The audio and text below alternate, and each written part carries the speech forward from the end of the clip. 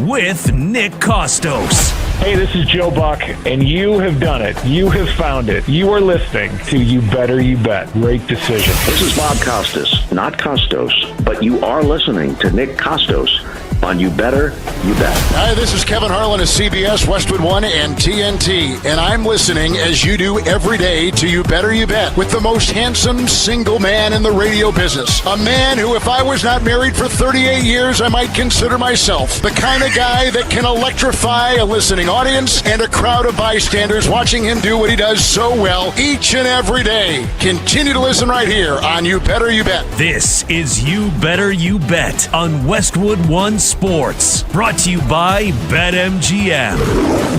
What's up, everybody? Happy and merry, terrific Sports Tuesday to you and yours. This is You Better You Bet with Nick Kostos on Westwood One Sports, as we bring you the fastest show in all of sports. The show presented today and always by our friends at BetMGM. Make it legendary by downloading the BetMGM app and visiting BetMGM.com. And on this Tuesday morning, the world of sports absolutely buzzing.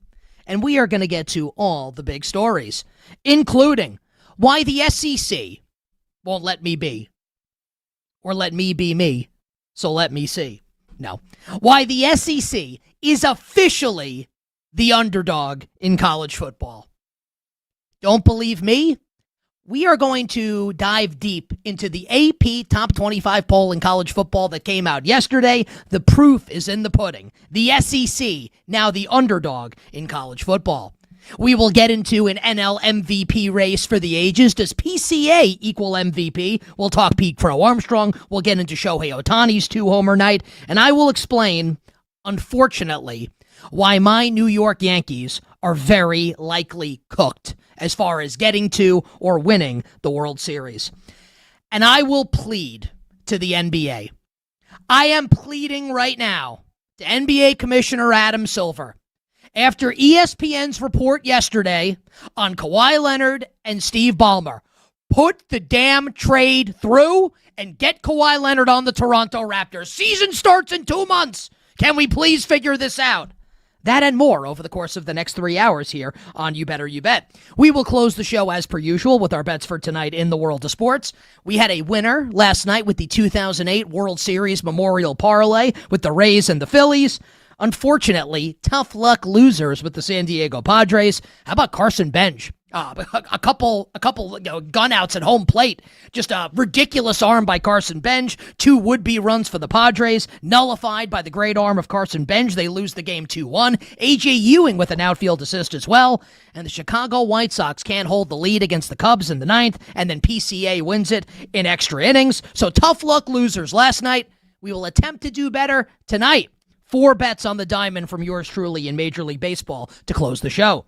310-840-4910 is the phone number. YouTube.com/@thekostos. And you can follow me, your boy, Nick Kostos, on all social media platforms at the Kostos, THEKOSTOS. But we officially begin the terrific Sports Tuesday edition of You Better You Bet with a couple big pieces of wide receiver news in the National Football League. And I want to start first, a moment of silence for New Orleans Saints fans, New Orleans Saints bettors, people that have bet Jordan Tyson to win Offensive Rookie of the Year, and for anyone that has Jordan Tyson on their fantasy team or dynasty team. Thank you. Jordan Tyson, 8th overall pick in the NFL draft out of Arizona State, goes to the New Orleans Saints. And you see the vision as soon as the draft pick is made. And you know, because we talked about it on this show leading up to the NFL draft at the end of April, that the Jordan Tyson hype had gotten out of control. And that teams felt good about Jordan Tyson's injury history. And that Tyson was set to dominate potentially as a rookie in the National Football League. And he gets drafted by New Orleans with Kellen Moore in the dome. Up-tempo offense. Ascending young. Is he young? Going to be 27? Whatever. Second-year quarterback. Tyler Shuck. Good offensive line. Chris Olave on the other side. Travis Achan in the backfield. Oh, baby. You can see the vision. You can see the fireworks like sugar plum fairies dancing through your head. Touchdowns in the bayou for Jordan Tyson and the New Orleans Saints offense. Unfortunately, those touchdowns will be delayed, potentially for up to 2 months. A host of NFL reporters, including plugged-in New Orleans Saints reporter Nick Underhill, saying that Jordan Tyson could miss the next 2 months with a right hamstring injury. Now, if that timeline is correct, and this is a 2-month injury for Jordan Tyson, that would put his return around week 6 for the New Orleans Saints.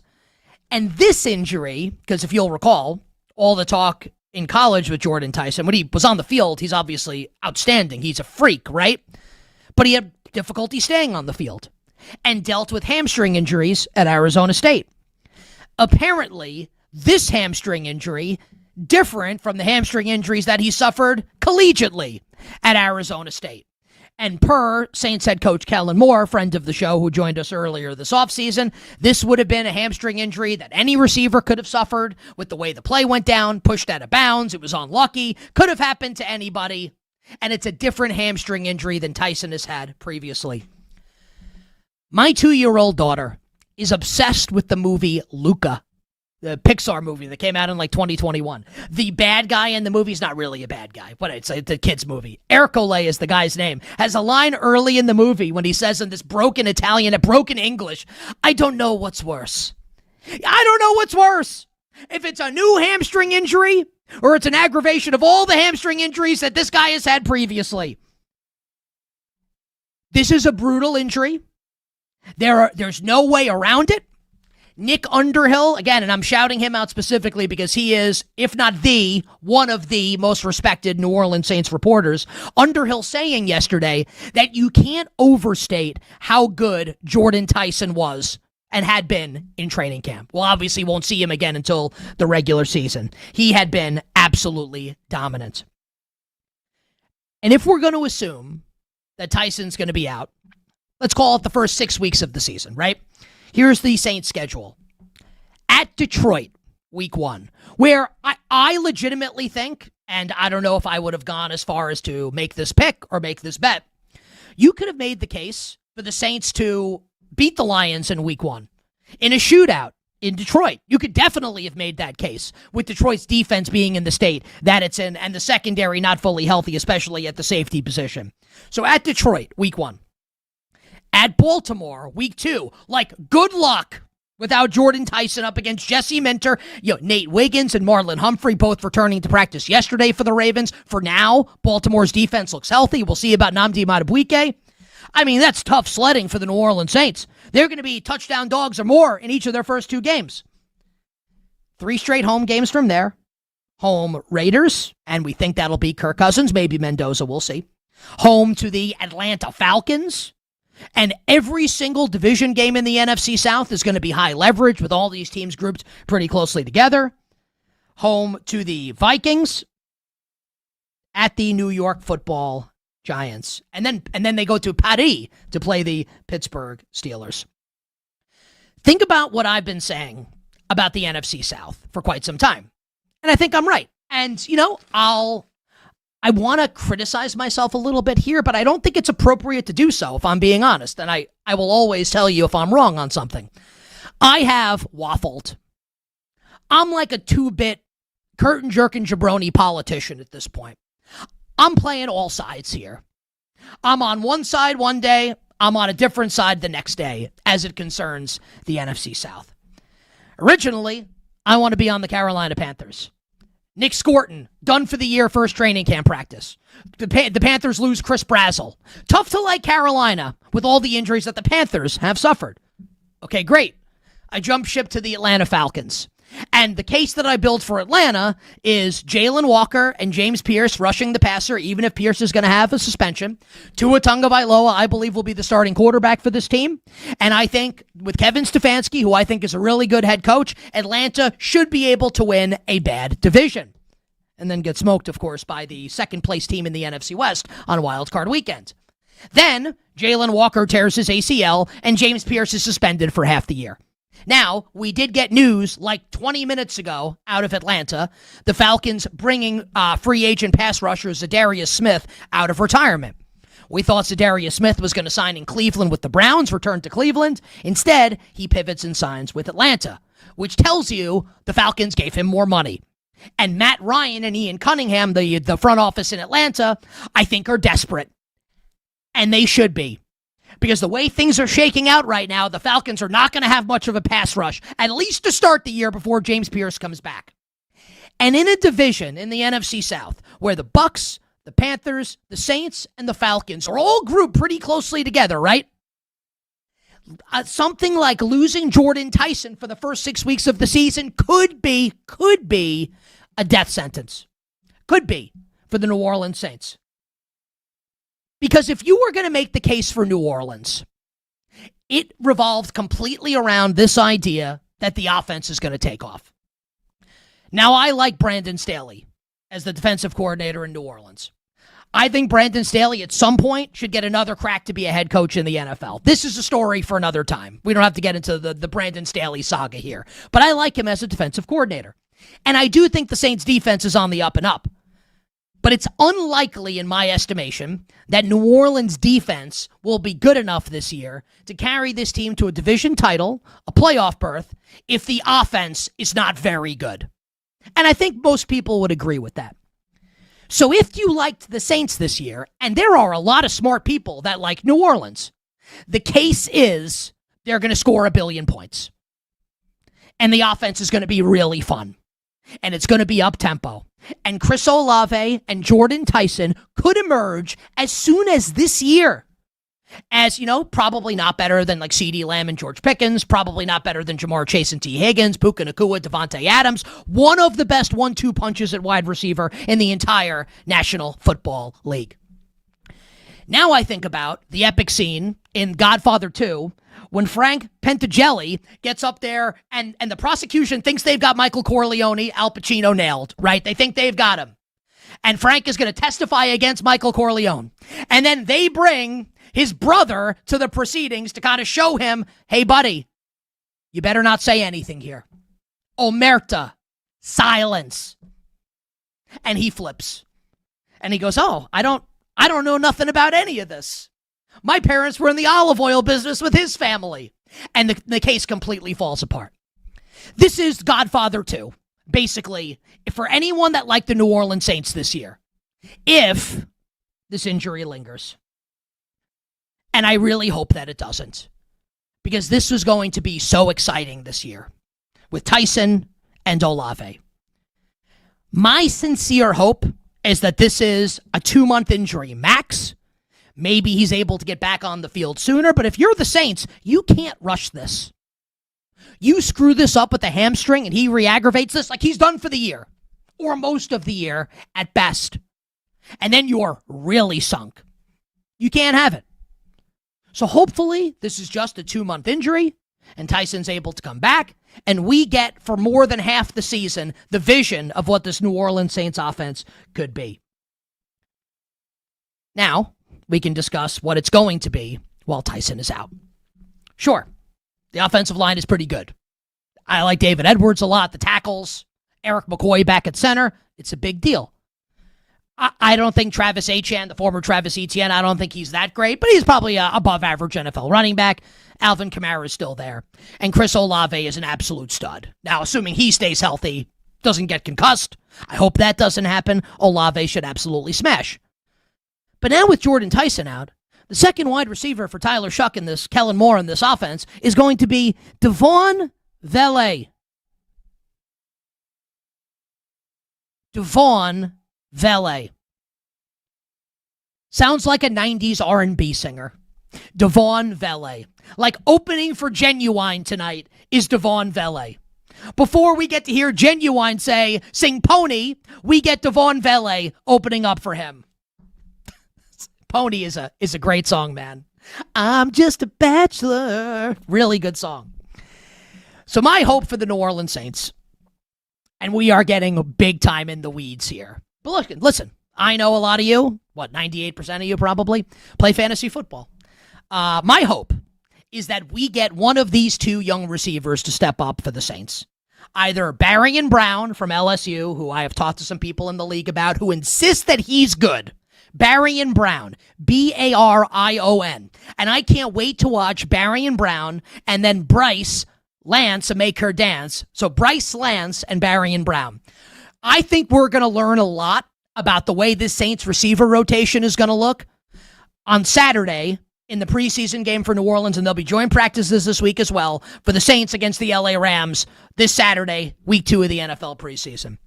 Where you want, if you're a Saints fan, you want Barion Brown to step up. You want Bryce Lance to make her dance to step up. And maybe you can feel better about this. But I'll tell you, I was not going to be on the Saints this year because I think they're a year early. But if you're out there listening, you're out there watching, you're a Saints fan, you felt the Saints could accomplish great things this year, tough to feel that way with this injury to Jordan Tyson.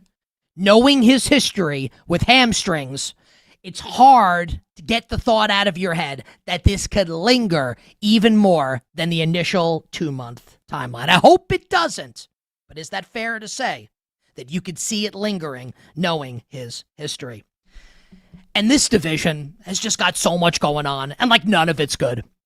In Tampa Bay with the Bucks, stud second-year receiver Emeka Egbuka right now has a toe injury. He's uncertain for week 1 on the road in Cincinnati against the Bengals. That's great. It's like everyone's hurt. No problem. The Carolina Panthers are the walking wounded. The Atlanta Falcons have to bring Zadarius Smith out of retirement because they've got no pass rush. I'm trying right now in my head to ascertain and figure out who's actually going to win this division. And what I've got for you is just the shrug emoji. I got time to figure it out. Right now, I don't even want to hazard a guess as to who's going to win this division. Here's a better question. Does the winner of the NFC South this year go over or under 500? I'm not hating. I'm not being a hater. I've laid out facts. How are 9-8? Is the best record for any of these teams? What a shame. What a shame. This Jordan Tyson injury sucks. It sucks. From every different perspective, it sucks. And I hope he's back on the field sooner rather than later.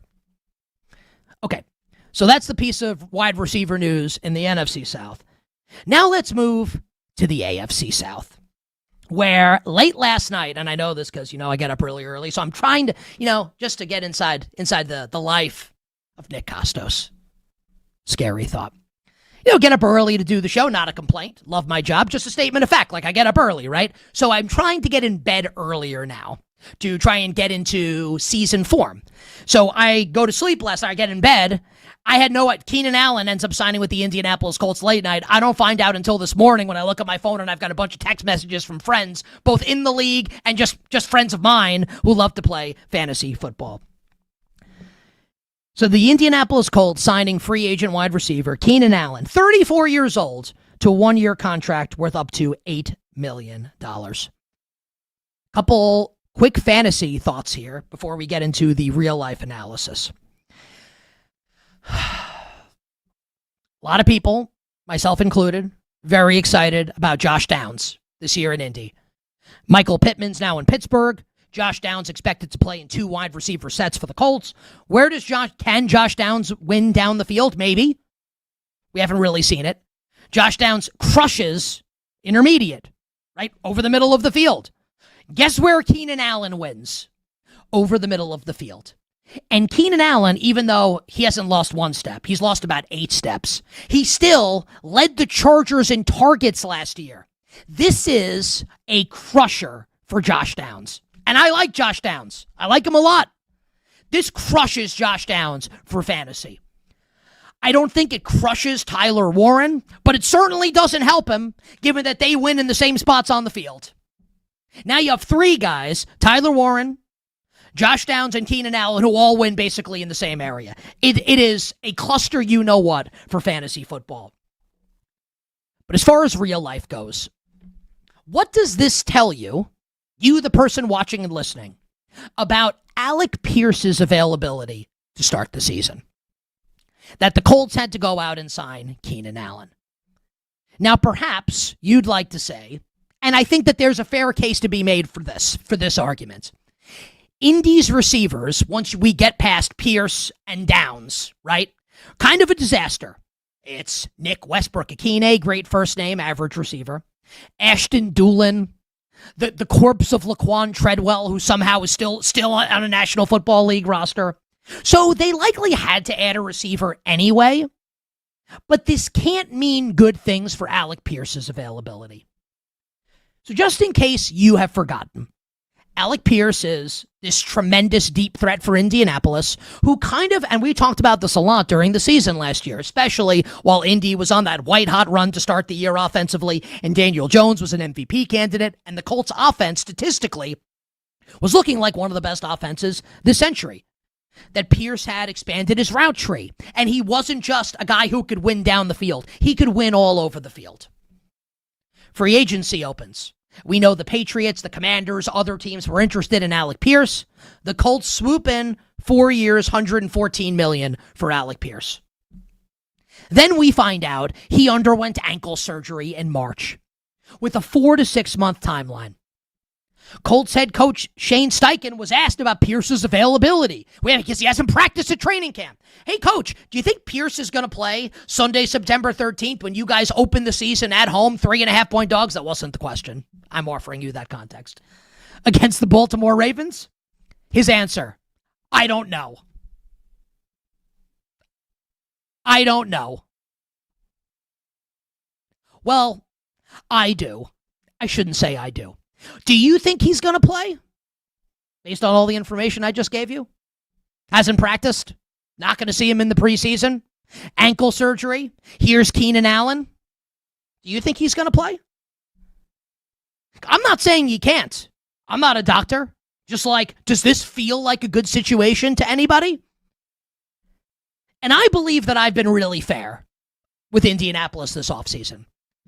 Just last week on the show, I'm extolling the virtues of not the Colts offense, but the Colts defense. And I like defensive coordinator Lou Anarumo. And I like some of the young players on this defense. C.J. Allen and Botcher, the two linebackers, A.J. Halsey at safety. What happens if Sauce Gardner stays healthy? If Travarius Ward stays healthy? If Justin Smalley, last year's rookie corner, torn ACL last year, he's back this year, they let Kenny Moore go to make room for Smalley. What if he's good? You've got the makings of a really good defense here. And Daniel Jones is a volatile quarterback. And volatile doesn't have to mean bad. Volatile can mean really good.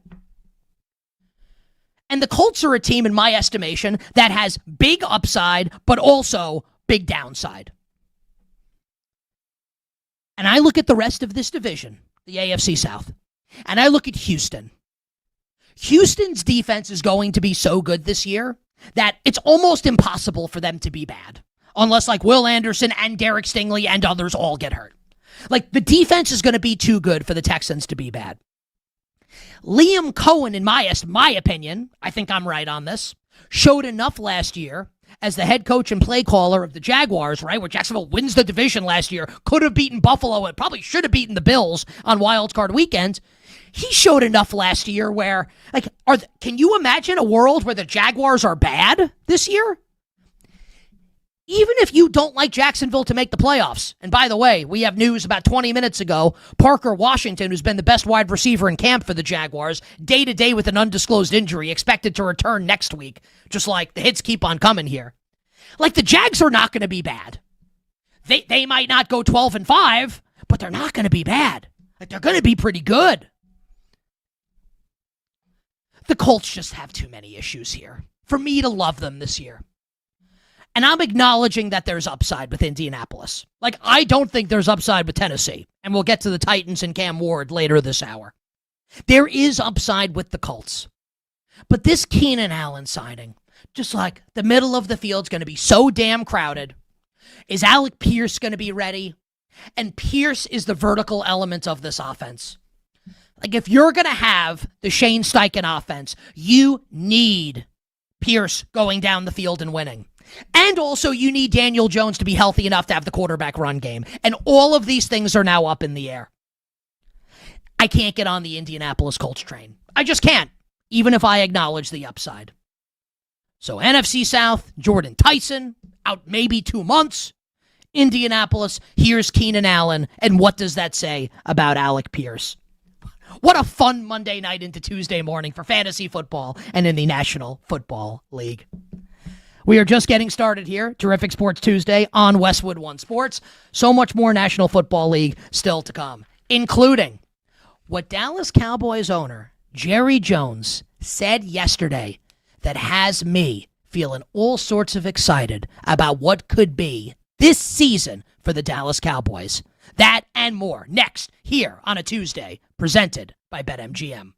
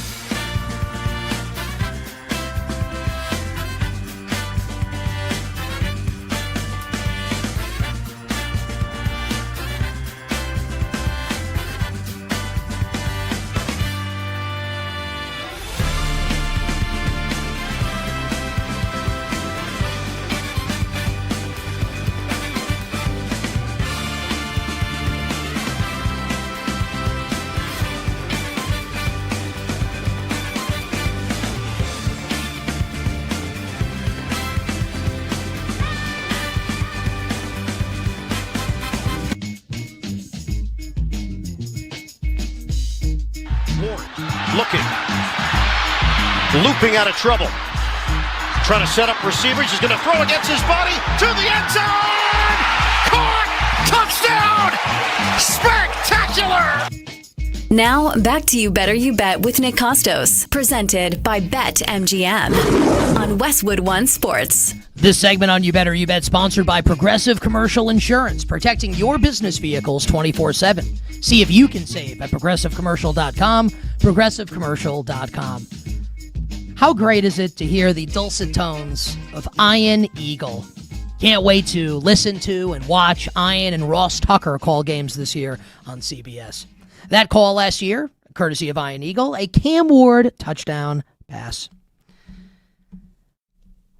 I talked about this yesterday briefly when Brad Evans joined us, our Westwood One Sports teammate, co-host of BetMGM Tonight. Brad and I detailing some of the things that happened week 1 of the NFL preseason. I am worried about Cam Ward. And I am pessimistic on the 2026 Tennessee Titans. Just to go back to what I said about the AFC South to wrap up the opening segments of the show, Houston's going to be good. And at the very least, even if you don't think Houston's going to be good, like there's no way Houston's going to be bad with that defense being as awesome as it is. The Jaguars are extremely unlikely, in my estimation, to be bad. Even if you don't think they're going to be great, it would be an absolute stunner if the Jaguars were bad. The Colts have big-time variance. They could go 12-5, and I wouldn't be floored. They could go 5-12, and I wouldn't be floored. The Tennessee Titans, I think, are just going 5-12. I don't see the variance there.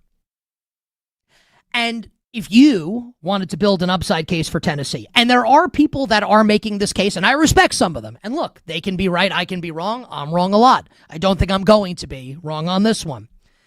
The case revolves entirely around Cam Ward taking the next step, a sophomore leap after a disappointing rookie year that, to be fair to him, you can pin a lot of it on Brian Callahan and the disastrous, coaching situation. Here's Mike McCoy, just like absolutely brutal stuff. Like not necessarily put in a position to succeed with a bunch of unproven pass catchers and a substandard offensive line. Like, I get it. I get it. If you wanted to give Cam Ward an excuse for what happened last year. One preseason game is one preseason game. And I am not trying to overreact. And I mean that. I'm not trying to overreact to one preseason game. But we can be honest. Whether you are a Cam Ward fan or not, a Titans fan or not, my guess is when you sat down to either watch the Titans preseason game against the 49ers, or if you watched highlights, or if you looked at the box score, however you consumed that game, my sense is you expected to see better from Cam Ward than 5 of 12 for 57 yards. And even if we want to just go past the statistics and just look at the eye test, I don't know if this guy's got it. Cam Ward, to me, feels more, if we're going to talk number 1 overall picks in the draft, he feels to me more like Bryce Young than Caleb Williams. More like Sam Bradford than Matthew Stafford. More like Alex Smith than Eli Manning. I don't see it with Cam Ward. Like, I don't. Perhaps, if the Titans had hired a different head coach, I might feel differently. But I can go back to 2 years ago, before the Jets' final season with Aaron Rodgers at quarterback, when they had a pretty loaded roster. Remember, they ended up trading for Devontae Adams also, and Robert Saleh as the head coach of the team. And coming into that year, like, I vividly remember saying here on You Better You Bet, radio hits I do around the country, including WFAN in New York, I'm making the case for the Jets a couple of years ago to be a team that could win the Super Bowl.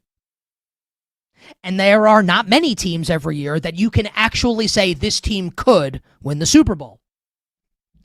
I felt like the Jets were one of them. And I kept offering this caveat. What I said was, I know Robert Saleh's not a great head coach. I think he's a spectacular defensive coach and defensive coordinator. But head coach, I live in New York. I watched how this went with the Jets. Don't think he's a good head coach, but I'm going to bet on the talent. Yada, yada, yada. Robert Saleh was fired before Halloween. I'm not doing this again with Robert Saleh. And I'm not doing this with Brian Daboll. I will admit, because I always try to be honest, right? You bet on this Tuesday, Nick Kostos and Westwood One Sports. I try and be very honest. I'm a Giants fan. I am likely negatively biased, if I'm being real, towards Brian Daboll after the way things ended with my favorite football team. But, I acknowledge that Daboll had success as an offensive coordinator in the past, most notably the work he did with Josh Allen in Buffalo, which landed him the head coaching job with my New York Football Giants. Of course, one might say, well, Josh Allen's pretty good. Does Brian Daboll really get the credit for that? But you know what? He did. He was a head coach for, 4+ years? So there you go. I am not willing to say I think Brian Daboll will fix Cam Ward. I'm not willing to say it. And I'm certainly not willing to say, even if I think he's a tremendous defensive coach, and by all accounts, and I live in New York, by all accounts, Robert Saleh is a very nice guy and a good person. My opinion, I don't think he's a good coach. And I don't even know if that's an opinion, that he's not a good head coach. So I don't like the head coach. I don't love the offensive coordinator. And I don't see it with, and I'm not trying to be a hater. It would be awesome if he were good. I view things through the prism. Once we get past, I'm going to bet against them. So I guess I do want them to do poorly. But just from a football, don't we all like to watch good football? Don't we all want to watch good quarterback play? I don't want him to be bad. I have nothing against Cam Ward. Just, do you think he's going to be good? Do you see it with Cam Ward? The offensive line still stinks. It's still bad. He going to be able to get the ball to Cornell Tate down the field? I'm not suggesting Tate's going to have no catches, but is this going to go as well as we want it to go? Or is this going to be, 290 targets for Wan'Dale Robinson this season? Is that what it's going to be? And Cam Ward running backwards for his life and then not having the requisite Caleb Williams arm strength to actually rocket the ball down the field while he's running backwards. The Texans are going to be good. How good? We can have that conversation, but they're going to be good. The Jaguars are going to be good. I don't know how good. We can have that conversation, but they're going to be good. The Colts have the upside to be good, also the downside to be bad. And then there's Tennessee. You show me the upside. I want to see the upside for Tennessee. I'm always willing to be wrong. I can be wrong. They could come out and smoke. I think the Jets are going to beat them outright in week 1, but they could smoke the Jets in week 1, and then I'll eat crow. I'll say it. I'm wrong all the time. I'm fine with being wrong. I don't think I'm going to be here. I think they're going to have a bad season. I think they're clearly the 4th best team in their own division, and I like the under on the win total, under 6.5 minus 115 at our show sponsor, BetMGM. Last NFL note for this segment. Yesterday, we told you that the Dallas Cowboys signed free agent pass rusher, future first ballot Hall of Famer Von Miller to a 1-year contract. And why I believe there's no downside at all for that signing. And that, I've been on Dallas and it kind of makes me a little nervous because it feels like everybody loves the Cowboys. Because you watch and listen to the show, I have loved Dallas all offseason. It's not like something I've just started saying the last few weeks. I've loved Dallas.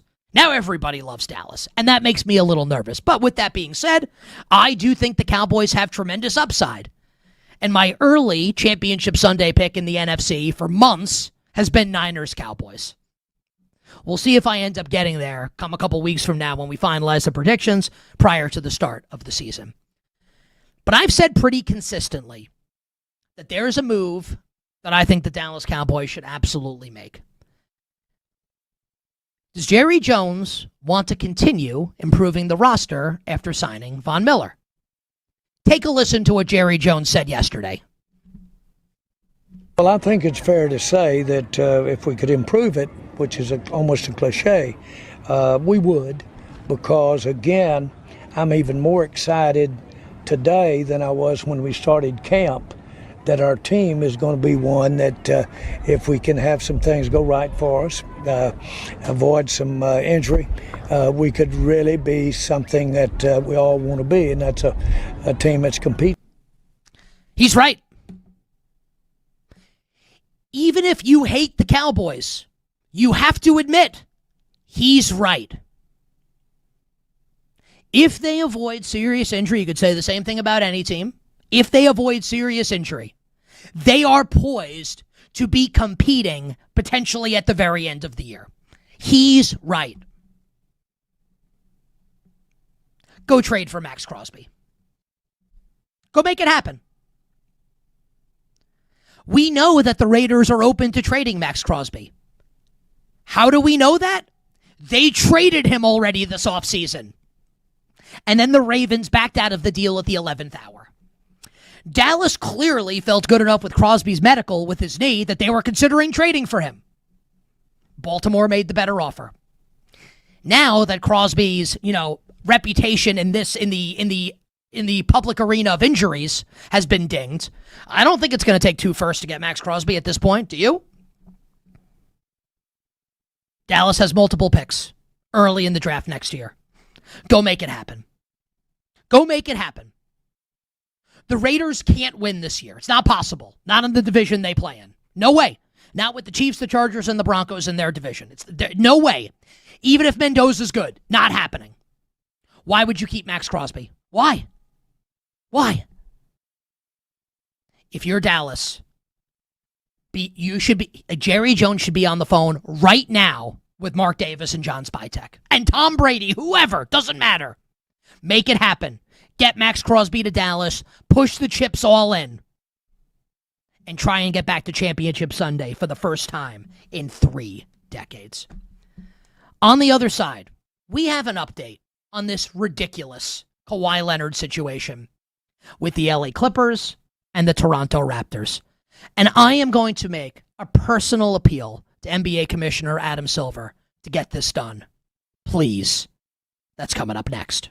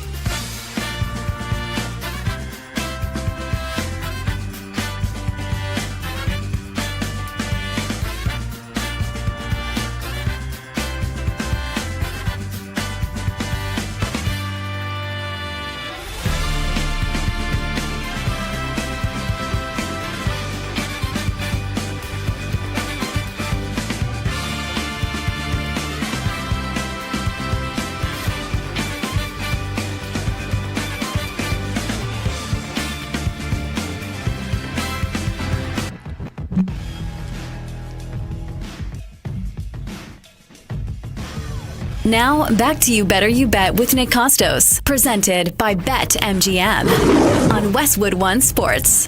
I've got 4 baseball bets coming up at the end of the show. Perhaps I will use an MLB parlay boost token from our friends at BetMGM, where you can turn your baseball predictions into bigger potential payouts. Whether you're backing multiple game winners, stacking player props, or building a same-game parlay, your MLB parlay boost token helps you get even more out of every winning ticket. Download the BetMGM app today, and please gamble responsibly.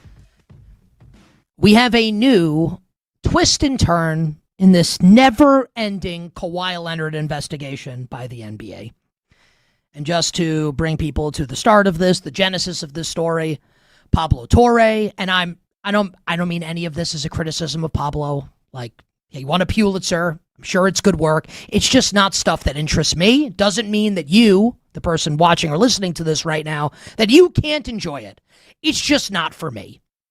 Reported on Kawhi Leonard potentially being paid kind of under the table via, various other businesses owned by Clippers owner Steve Ballmer as a way of circumventing the salary cap for the Clippers. So yesterday, ESPN puts out a story with 3 very respected reporters, names listed on the byline. Don Van Natta, Baxter Holmes, underrated name. It's almost like it sucks, because if your last name is Holmes, that's probably what people are, what's up, Holmes? People are going to call you that. Baxter is kind of a cool first name. Baxter Holmes, good name. And Ramona Shelburne. And they said that the NBA has found, quote, no evidence that the Los Angeles Clippers and owner Steve Ballmer funneled money through team sponsors to pay Kawhi Leonard to circumvent the salary cap. So that report comes out. The NBA then tweets that ESPN's report contains numerous and significant inaccuracies. Okay. I'm never the type of person to tell people what they can and can't like. You like whatever you want, as long as it's not hurting anybody else. You like whatever you want. If you're the type of person that gets off and enjoys stories like, is Steve Ballmer paying Kawhi Leonard through aspiration? God bless you. Like, it doesn't hurt anybody. Good for you. You can like it. I don't give a damn. I don't care. I don't care. I hate it. I don't care. Today is August 18th. 2 months from now is October 18th. And 2 days after that is October 20th. And that is the start of the NBA season. October 20th. 2 months away. We don't know if Kawhi Leonard's going to be on the Raptors this season or not. Because if you'll recall, a couple months ago, the Toronto Raptors traded an absolute boatload to the Clippers for Kawhi Leonard. And then the Clippers end up using the 5th pick in the draft on Keaton Wagler as they look to reset their roster in the post-Kawhi Leonard era. And all of this is held up because of this investigation. And I'm not intimating that this isn't a worthy investigation to have, just like, wrap it up. Do you like games? Do you like sports? Are you the type of person that is more interested in what happens on the court than in the courtroom? I am. And you know what? You don't have to agree with me. That's fine. But my wager is, and I am a betting man, that the people that like this show like games. You like sports. I don't care about the drama. I don't care how he's getting paid. It doesn't matter to me. Can we get Kawhi Leonard on the Raptors? Enough. This has been going on for a year. The season starts in 2 months. It's time to figure this out, Adam Silver. It's time to get this together. Like, we are way past this being a punchline. ESPN report. NBA refutes it. Like, a year. Season starts in 2 months. The Raptors with Kawhi can contend in the Eastern Conference. We don't know if he's playing there. What a joke. What a joke. Hour 1 done. Hour 2 for you coming up on the other side. We will start the hour talking betting for the upcoming NFL season with one of the sharpest minds out there, the whale capper, Drew Dinsick.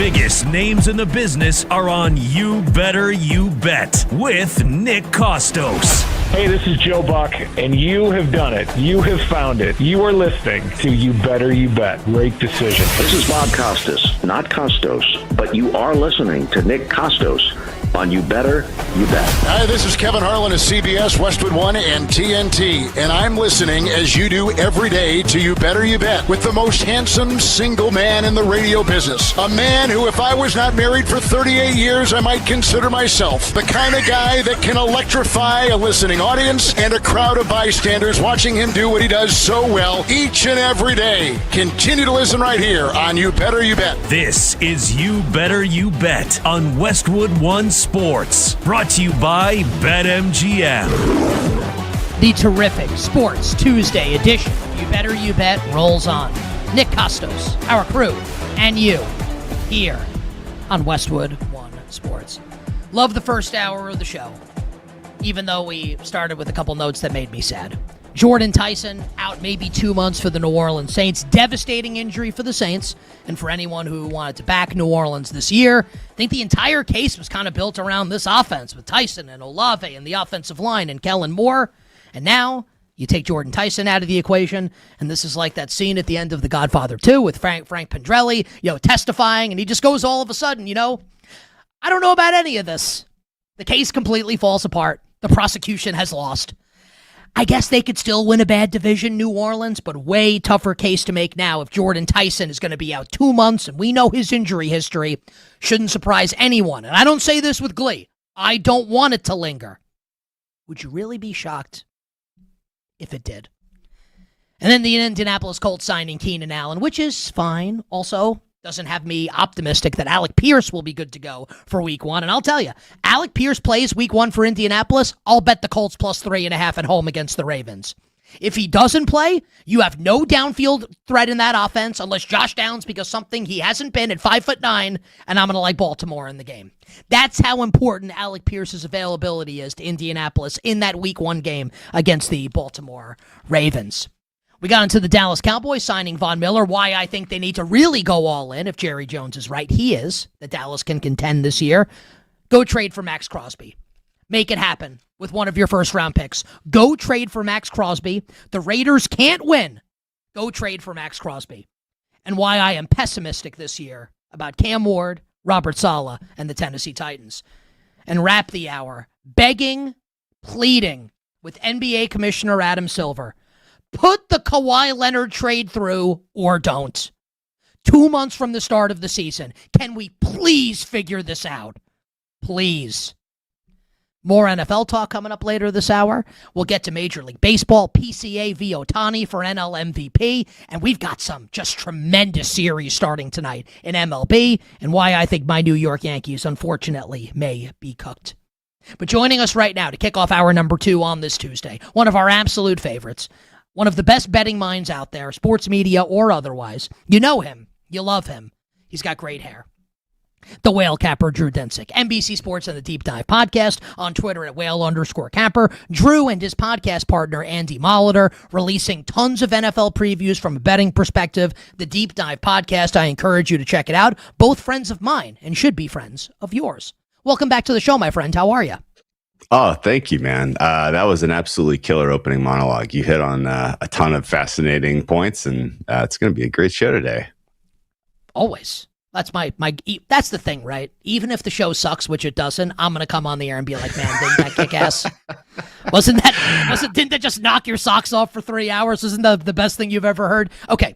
I want to start, and I love this because we were talking off air and you have some thoughts on week 1. I absolutely want to get to that. But I'd love to react to some news, Drew, because it's topical right now. It's what people are talking about. Why don't we start with the New Orleans Saints and this Jordan Tyson injury? Am I overreacting here to this? I think it if he's going to be out for any significant period of time, I think it kills their chances this year of potentially winning the division. Where are you at right now on the New Orleans Saints? Yeah, no, I thought your tone was exactly spot on. And on top of being spot on, it's going to hurt me. I've taken some swings on Saints superlatives just exactly on the setup you laid down there, which was they have kind of pushed their chips in that Tyler Shuck can be, a top 10 quarterback with the right weapons around him with a good offensive line. Notably the way that, how much they paid for guard Edwards is a great example, going and investing a top 10 pick in Jordan Tyson. Like they were kind of giving you the signal that they think that this offense is going to take a meaningful step forward under Kellen Moore this season. And then you look at their schedule, they actually drew the softest schedule of opposing defenses in the NFL. Like, it's just a perfect storm of this offense was going to truly take a step forward that was going to catch the market by surprise. Now, without Jordan Tyson, or if he has like a red shirt year because he's in and out with this hamstring issue for the millionth time in his career, the other options down this depth chart are not strong. And you could definitely see a world where, you go up against a team that has a decent answer for Chris Olave in terms of, just only allowing him 10 catches instead of 15 on a given day. And then all of a sudden this passing offense is going to sputter. The offensive line is thin. An injury to any of the starting five really does bring in some questionable pieces as far as next man up. I definitely have some, confusion as to what exactly the plan is at running back and how they're going to split this backfield up, and whether Travis Etienne can handle, a premier role in an offense that's going to be a top 10 offense. And it's crazy that you take one player out who we haven't seen play a single snap of NFL football, and it really does lower the potential ceiling for the Saints team. If the Saints were winning the South, it was going to be because they were capable of scoring 28 to 31 points a game. And as you look at the roster now, it looks very tough to make that case. So Shuck, most touchdowns was in my account. I'm going to go ahead and write that one off. Just Saints, kind of superlatives as far as scoring points and doing, kind of hitting their highs, I think is pretty tough to see if Tyson misses. I'm guessing he's going to miss at least the first 4 weeks, and with the hamstring strain that sounds like a grade 2 to me, this could ultimately drag him down, and you could have a redshirt season. Yeah, at least I feel like this could be towards mid-season for Jordan Tyson, and then we'll see what happens from there, which sucks. So we're simpatico on this. I'm having a hard time, buddy. I feel like I know what I want to do in almost every division. The NFC South, I'm just basically the human equivalent of the shrug emoji, right? So Tampa, you got I don't know what to do, right? Baker has got the contract situation. Nick Buka's got an injured toe. Tampa's the favorite, plus 180. Tristan Wirfs is back at practice. That's a big deal. Maybe the best left tackle in the entire league. Saints, plus 260. We talked about Tyson's injury. The Panthers are the walking wounded, plus 325. Atlanta was going to be the team I was going to back. Then they lose Jalen Walker for the season. James Pierce suspended half the year. They did sign Zadarius Smith this morning, reuniting him with former coach in Cleveland, Kevin Stefanski. If I made you pick a team right now, bet a team in the NFC South at price, who do you got and why? I'm going to take the Bucks, and I'm with you in that this is a big shrug emoji division. Although I do think it's a shrug emoji division because just at face value, every team has easy and obvious holes to identify, and so it becomes an exercise in which are the holes that I just can't live with. And the Falcons are the first one out of the pool. This is going to work with Tua. Penix is going to, potentially come back at some point and save the season. Like, nonsense. This is, congratulations if you drafted some Falcons on your fantasy team. Otherwise, I don't know if I'm going to be watching a whole lot of Falcons football this year. This defense was expected to be kind of buoyed by their young contributors, and Walker and Pierce now, bam, right out of the gate, not going to be a factor. So there's no pass rush. The secondary is old. This is all of a sudden now clearly the worst of these four teams. Panthers, as you mentioned, the walking wounded. There's a world where we're making too much of that. There's a world where ultimately the losses were not as significant. They just came earlier, and people were kind of specifically seeing that. But as we stand now, if they go into week one with this offensive line in particular, I'm not buying that this offense is scoring into the, out of the teens. And the defense to me is, bottom 5 in the NFL. So Panthers, I going to have a very, very tough time repeating. I'm not a long-term Bryce Young guy. I wonder what that organization and brain trust in general decide to do if they have compiled losses in the early part of the season. Do they try to get an inside track on quarterback of the future in next year's quarterback-rich draft? So Panthers are the second out of the pool for me. So it comes down to Bucs Saints. And again, like the Saints had high upside with their offense, which I was excited to try to prey on. Feeling less excited about that now, which leaves us with the Tampa Bay Buccaneers. And I'm not going to say anything positive about the Tampa Bay Buccaneers offense. To me, this looks like a unit that is going to have highs and lows throughout the season. But they do, I think, have kind of a unique roster of young pass rushers that is going to surprise people to the good. I thought their secondary last year was better than expected, with contributions from a ton of young players who should take another step forward this year. Todd Bowles is not running like an especially unique or unsolvable defense, but what he does do is he's able to generate pressure and really kind of make young quarterbacks, inexperienced quarterbacks in particular, uncomfortable with, making decisions quickly after the snap. And if he has got a roster of really, kind of fun, exciting, fast pass rushers to work with, I could see Tampa Bay winning strictly based on defense. And it's stupid to make big bets if you're counting on a defense to surprise. It's not a sticky unit. There are probably holes, probably in the linebacking core that we're not seeing right now, and it's going to take a little bit of time. If Vita Vea, ultimately sticks with his guns and is not, fully committed to the effort this year, then maybe this defense is not as good as I'm making it out to be. But I think Tampa Bay right now, I would grade them as a top 10 unit. I think if you have a uniquely talented pass rush, then with the schedule they're afforded, which has a lot of bad/young quarterbacks on it, then the defense can get them to 9 wins, and that's what it's going to take. Let's go to the AFC South, where I don't take pleasure in saying things like this. Like, I'd like for I want every team to be good. We want to watch good football, right? But that's not the way things go. I don't see it true with the Tennessee Titans this year. Cam Ward, year 2, Robert Saleh is the head coach, Brian Dable is the offensive coordinator. Now, I can be wrong. They could be awesome. Win total 6.5. I think they're going 5-12. I think they're clearly, in my estimation, again, worst team in their own division. I'll take Indy, definitely Houston and Jacksonville, and I'll take Indy over them as well. We can get to the Colts. Where are you at right now on the Tennessee Titans? Win total of 6.5. They're 2.5-point favorites at home in Week 1 against the Jets. I think the Jets are going to win that game outright. Your thoughts on Tennessee? I went to war with Tennessee a couple times late last season, thinking like, as you got to the end stage of the season, Cam Ward was going to have enough reps under his belt to really start impressing.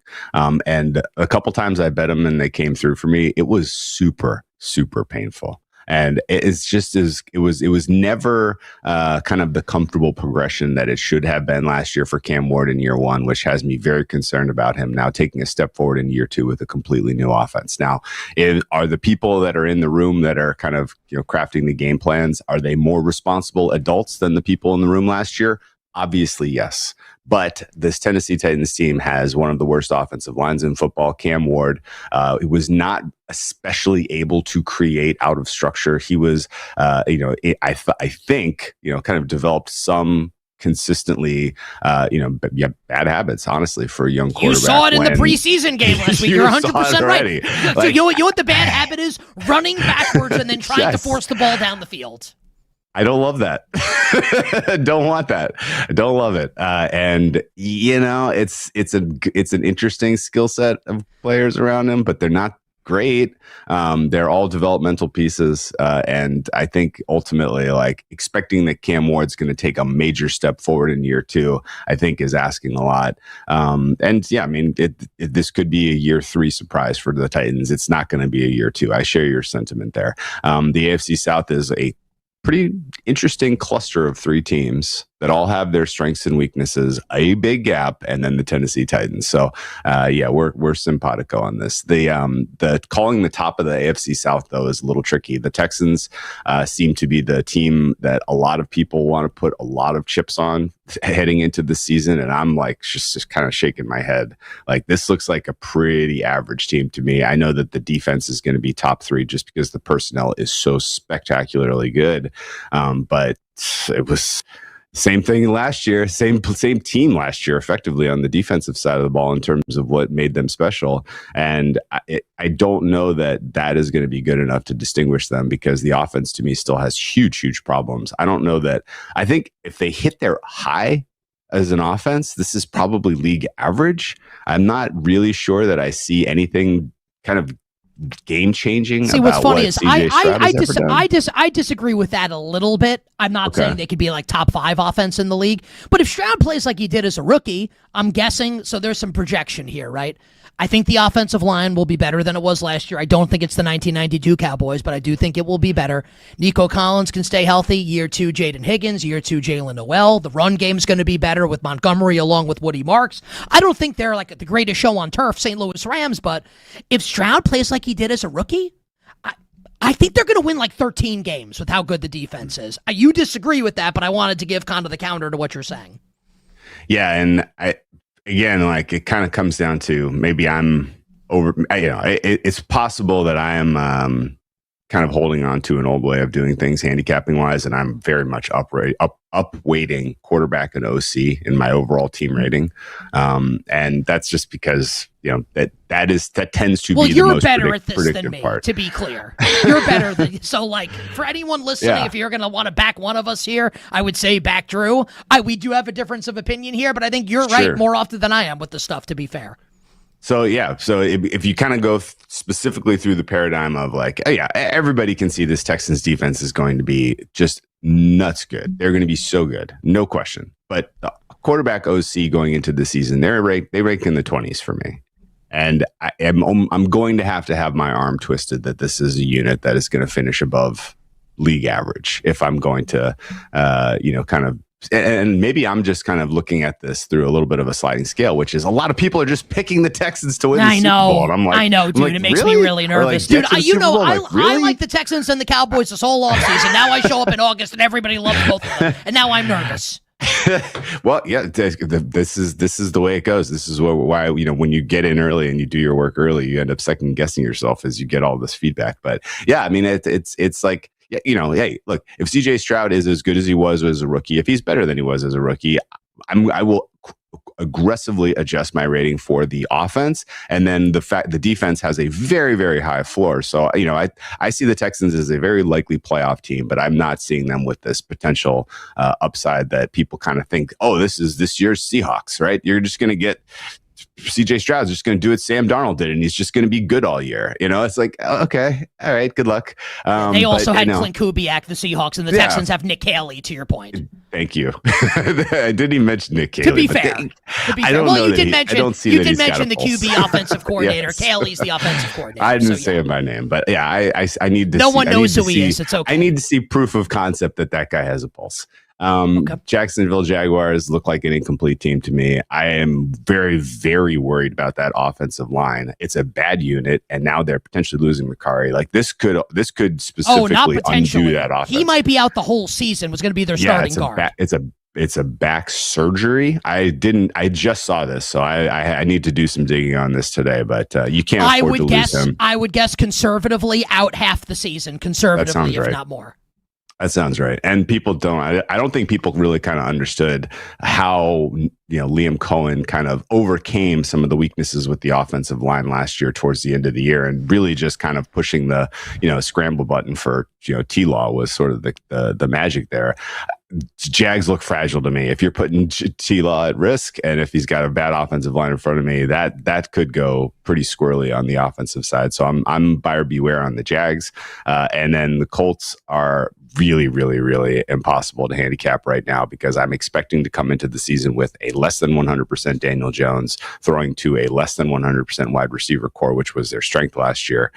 Shane Steichen has his work cut out for him to kind of build a game around the running attack, and wait for kind of all of the pieces to come together on the offensive side of the ball. If I'm being, a little bit, cautious here for no reason, and Daniel Jones is closer to 100%, and Alex Pierce is in the lineup for game one, as you mentioned off the top, like they're a bet on team. Pierce does change this entire paradigm. Is that week one, or you think the entire season that they could be bet on? Just week one or the whole season? Well, I'm intrigued at the Colts at 400 plus 400 for the South now because the distance between them, Jags, Titans, when all three teams are at full strength, is not that high. To be it's fair, just not they that have high. upside. The Colts absolutely do.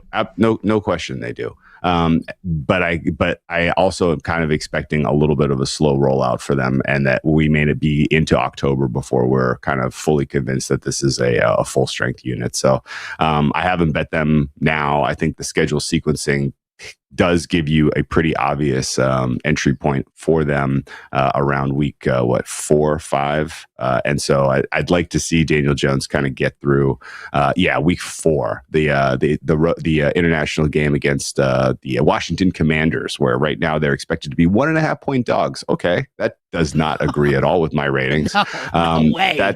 To me, that feels like a good entry point. Then they get Pittsburgh, Tennessee, Minnesota, Jacksonville, their next 4 games. Like, they could put together a winning streak there. If they get one of Baltimore, Houston, or KC in their first 3, and they're 1-2 heading into that Washington game, I think one of the more fun kind of early season bet-ons is the Colts South at that point. Love it. Final question.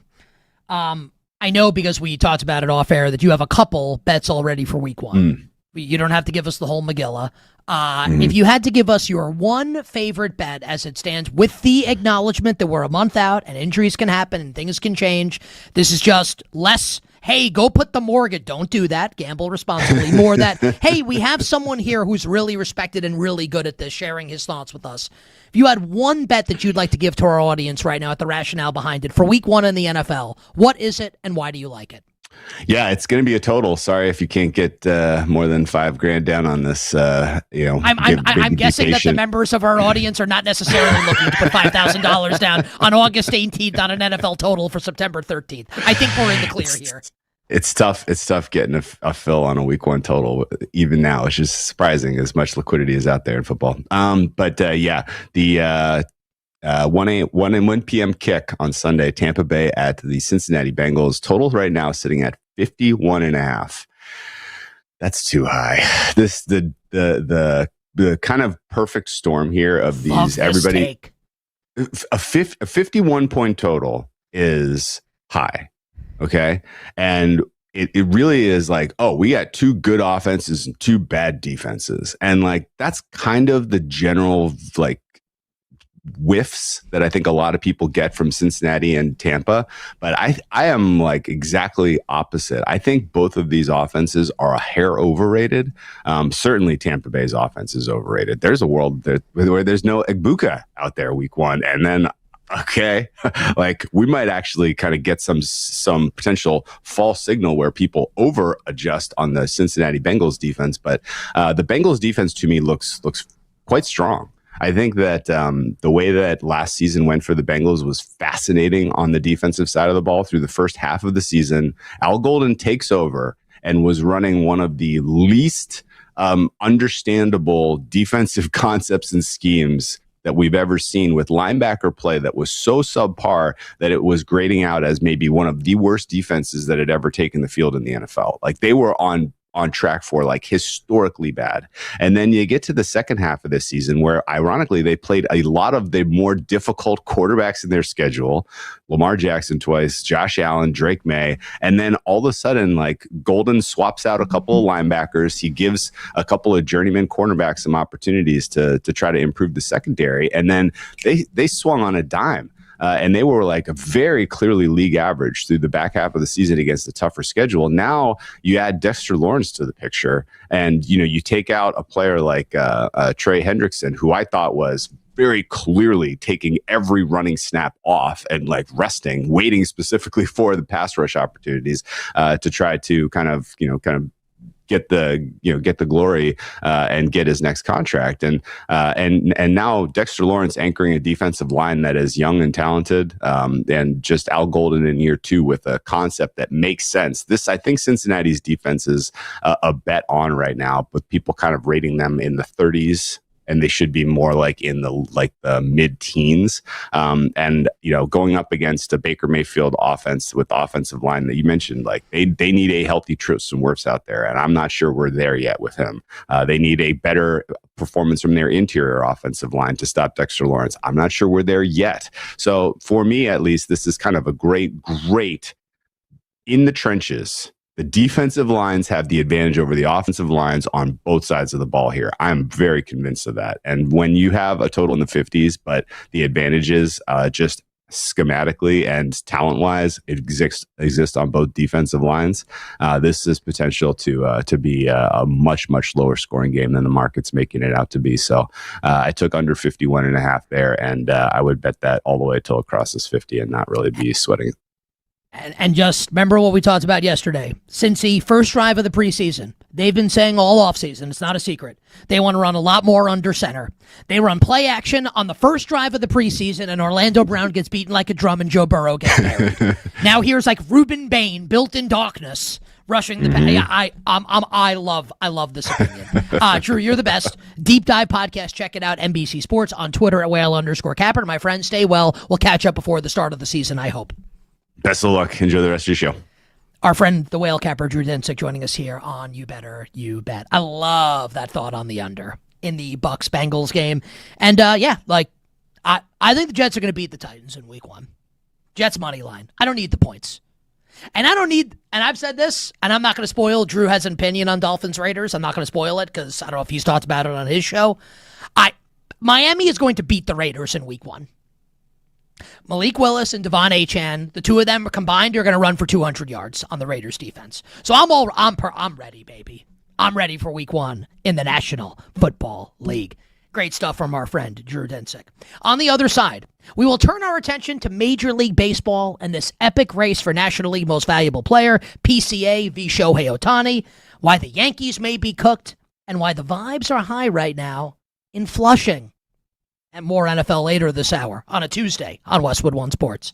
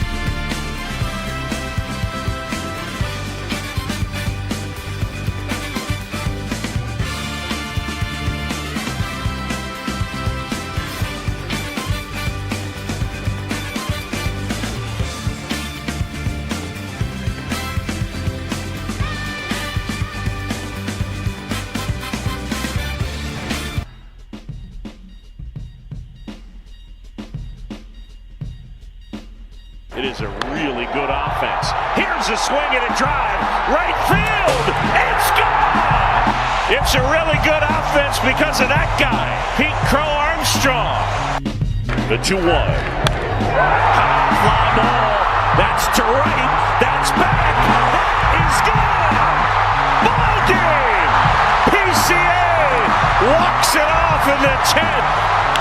And the Cubs knock out the Sox in 10. Now, back to You Better You Bet with Nick Kostos, presented by BetMGM on Westwood One Sports. So, ain't that a kick in the junk? Rest in peace to the late, great Dean Martin. Yeah, had the White Sox last night. Had the lead. Nico Herner ties it in the 9th, and then PCA walks it off in the 10th. And not only did Pete Crow Armstrong walk it off in extra innings to win the game for the Cubbies over in-city rival, the Chicago White Sox, but he led the game off with the homer as well. And in doing so, PCA becomes the first player since 2010 to achieve that feat. PCA is also now, for the second consecutive season, a member of the 30-30 Club. And as a result of his continued dramatics and late-game heroics, he is even with Shohei Ohtani in the race for National League MVP at our show sponsor, BetMGM. Just for context, at a couple other domestic sports books, PCA is a slight favorite over Ohtani, both in the minus, PCA minus 115, Ohtani minus 105. But look, Ohtani's having an unbelievable season. Ohtani hits 2 bombs last night for the Dodgers, 4 hits for LA, and is going to throw a bullpen session today. So maybe we're going to see him back on the mound as we come down the stretch run potentially into the postseason. Ohtani's unbelievable. But PCA, again, with just like the way that it's happening this year, and I'm going to read this tweet from friend of the show, John Heyman of the New York Post, MLB Network, and Odyssey MLB Insider. Quote, in one of the greatest MVP races ever, PCA and Shohei each had 4 hits and 2 homers last night, but PCA's leadoff and walk-off versus a rival. Their season statistics and achievements are debatable, but PCA fairly leads in the race due to the incredible narrative/unmatched dramatics. And he's right. Now, I have questions, and these questions can be answered, about the Chicago Cubs rotation come October. We know this offense is special for the Cubs. We know that they absolutely mash. But when it comes down to it, can the pitching be good enough come October? I'm not saying it can't, but those questions would lead me to like a team even if the regular season record for Chicago is going to be better than, say, the Philadelphia Phillies. I like the front end of the Phillies starting rotation better than I like the Cubs. But I don't want to dismiss PCA and I don't want to dismiss the Cubs. Chicago is 73-53. For context, the Dodgers are 75-51. So the Cubs are like right there with the Los Angeles Dodgers and are within shouting distance of the team with the best record in baseball, the Milwaukee Brewers, for both the NL Central and the number 1 seed in the National League. I don't think they'll get it, but what a credit that is, right? To Craig Counsell, PCA, and the Chicago Cubs. What a win last night against the rival White Sox. Sucked for me as someone that bet the White Sox, but man, that is a great job by the Cubs. And Kenny Henderson on our show crew, who's a big White Sox fan, but also like a gigantic baseball fan, says, and I think he's probably right about this, and this will actually provide a nice segue into my thoughts on my New York Yankees, that the 4 best teams in baseball could all be in the National League. Brewers, Dodgers, Cubs. Do you think the Rays are up there? Maybe. Would you take Atlanta over Tampa? It's really interesting, right? And it jibes with what we've been saying all year on this show. And we're not the only ones that have been saying it. That this is not just a down year for the American League, but, I mean, like to quote the line from Office Space, deeper and deeper, way, way down year for the American League. So let's talk about the Yankees now. And you know, I am a Yankee fan, and I'm honest about that. I'm not a homer. I call it like it is. I've been telling you for quite some time now that the winner of what I believe will be one of the wild card series in the American League, Yankees-Red Sox, for the second straight year, likely in the Bronx, that the winner of that series will represent the American League in the World Series. I've said it for quite some time now on the show. And I have been pretty bullish in my Yankees. I don't think the Yankees can win the World Series, especially not now, but prior to the news that we're going to get to. I did not like the Yankees to win the World Series. I don't think they could beat the Dodgers. I don't think they could beat the Brewers. I don't think they could beat the Cubs. I don't think they could beat the Phillies. I don't think they could beat the Padres. Not with Aaron Boone as the manager. I'm on record saying that. But what I had said is, I do think the Yankees will win the American League, and that they were the justified favorite. And the rationale I thought was pretty simple. You can call me a homer if you want, but then I back it up with rationale, right? That the 1, 2, 3 in the rotation come playoff time with Cam Schlittler and Garrett Cole and Max Fried is absolutely dynamite. And to be fair, he said he's coming back. Doesn't guarantee he will, but he said it. If you have a lineup and they have been anemic offensively, flaccid offensively, that if you put Aaron Judge and Cody Bellinger and Giancarlo Stanton back into this lineup, they're way more interesting. And in a bad American League, I think they clearly stand out as the best team come October, even if they're not going to win the American League East, even if the Rays will win the division. Man, this is the type of news that as a sports fan, like if I were 20 years younger, like if I'm, instead of 43, 23-year-old Nick Kostos, I am crestfallen by this news. But I'm 43, right? With multiple jobs and a wife and a kid. So I can't bring myself to lose sleep over something like this, even if it really sucks. Max Fried back on the injured list for the Yankees with the elbow bruise, the same elbow bruise that cost him 10 weeks earlier this season. You better bet on this Tuesday. Nick Kostos and you, Westwood One Sports.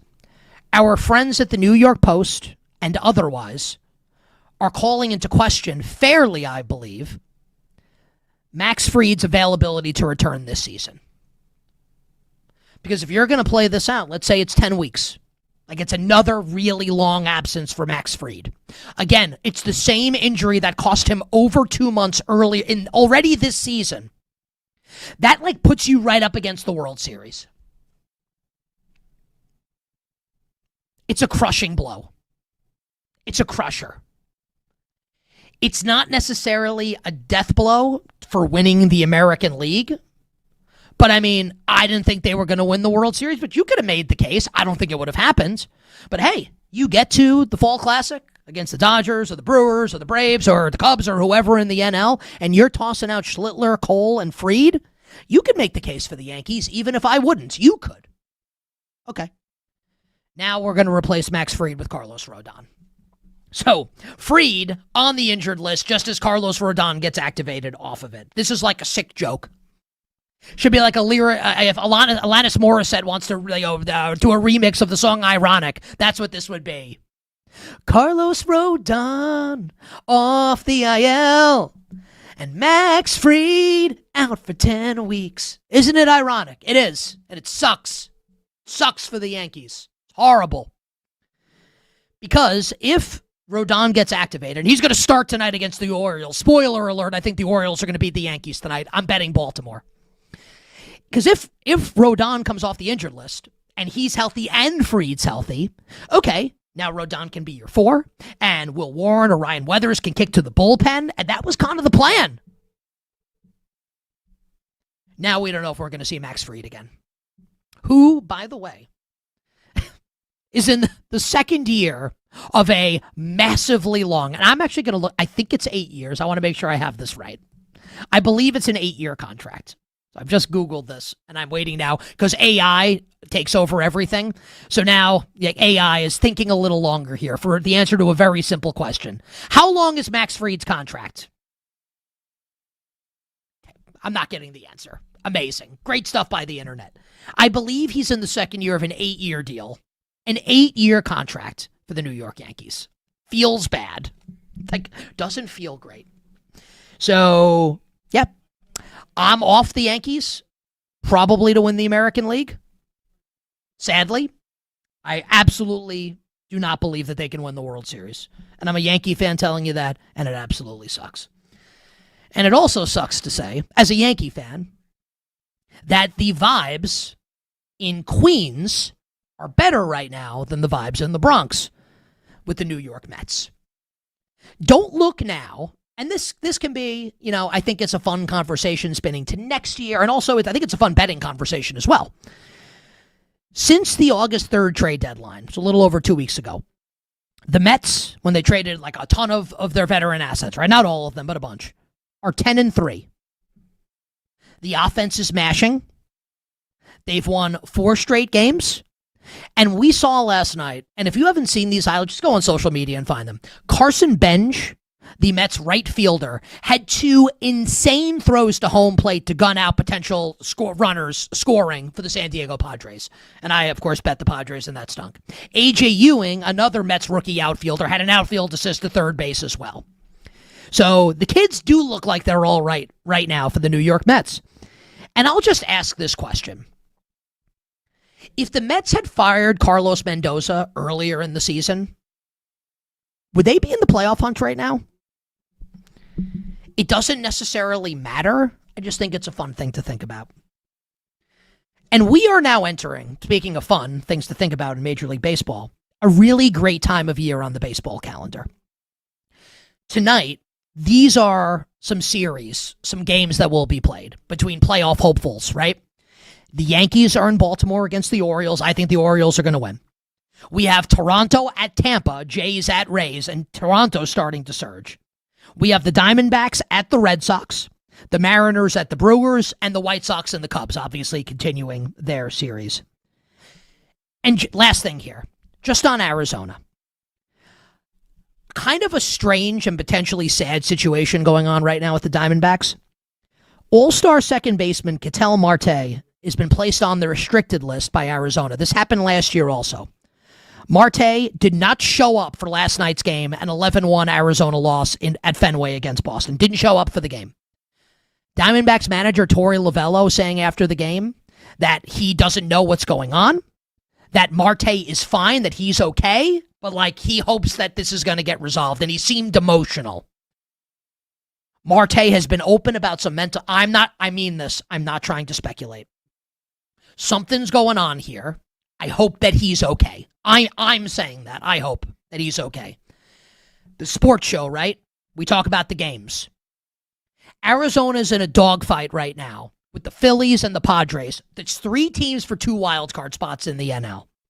If you take Ketel Marte out of the equation, I don't know how you like Arizona to get that wildcard spot over the Phils and over the San Diego Padres.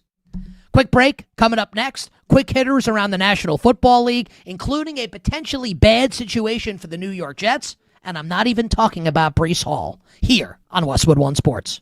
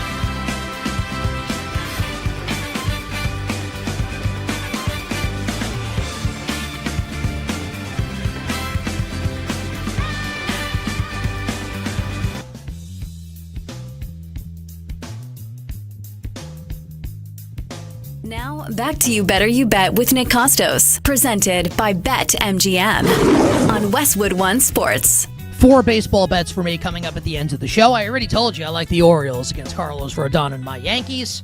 We want you to turn your baseball predictions, I'll do the same with mine, into bigger potential payouts with today's MLB Parlay Boost token. Whether you're backing multiple game winners, stacking player props, this, by the way, slaps. Can I say that? Roy, can you bring the music back up for a second? Sublime Santeria. Yeah, with the BetMGM read, I like this a lot. So whether you're backing multiple game winners, stacking player props, or building a same-game parlay, your MLB Parlay Boost token helps you get even more out of every winning ticket. Download the BetMGM app today, and please gamble responsibly. What a great song. My baby. Yeah, good stuff. Okay, we've got some news coming out of Florham Park, New Jersey, which for the uninitiated means we're talking some New York Jets. So Jets head coach Aaron Glenn addressing the Breece Hall groin injury from yesterday. Jets have dodged a bullet. So this is my interpretation. Aaron Glenn says Breece Hall's out 2 to 3 weeks, is going to be ready to go for week 1. My interpretation of that is they're not risking it, and Breece is going to play in week 1. I can be wrong. He can be out. My sense is this is them saying, we're not messing around here. He's not practicing again. He's not playing in the preseason, and we will see Breece Hall week 1 at the Titans. And even if he doesn't play, I like Braylon Allen quite a bit. And I'm going to like the Jets in that game against Tennessee. Also, looks like a couple good pieces of news for the Jets. 2 of their rookies, rookie corner D'Angelo Pons, who is like an Aaron Glenn clone, like an undersized physical corner, and first-round tight end out of Oregon, Kenyon Sadiq, per Glenn, are both going to be ready for week 1 as well. All good news for the Jets. There is a bad piece of news, though, for the New York Jets. And I guess it doesn't have to be that bad if Isaiah Williams is good. You're probably asking yourself, who the hell is Isaiah Williams? Isaiah Williams looks like he's going to be the Jets' starting slot receiver to open the year. Which means Omar Cooper, the first-round pick out of Indiana, is not going to be starting to begin the year. In the Jets' first preseason game this weekend, Omar Cooper became, since Treylon Burks in 2022, and think about the way his career went, it's the latest a player picked in the first round has played in a preseason game since Treylon Burks in 2022. Sound good to anybody?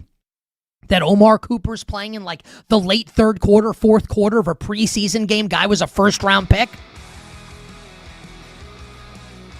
If the Jets are going to achieve their upside this year, win 8 games, win 9 games, you got to have Omar Cooper. I did not like that news, seeing that and watching that in the Jets preseason game over the weekend.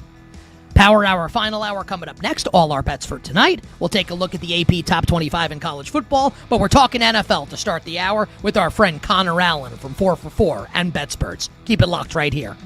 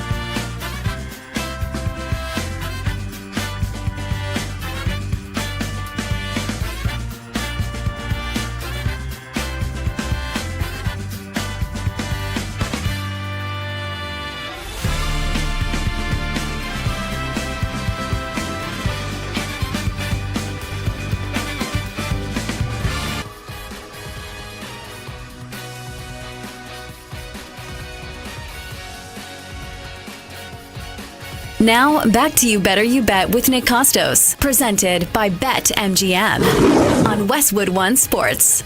Bring it up, Roy.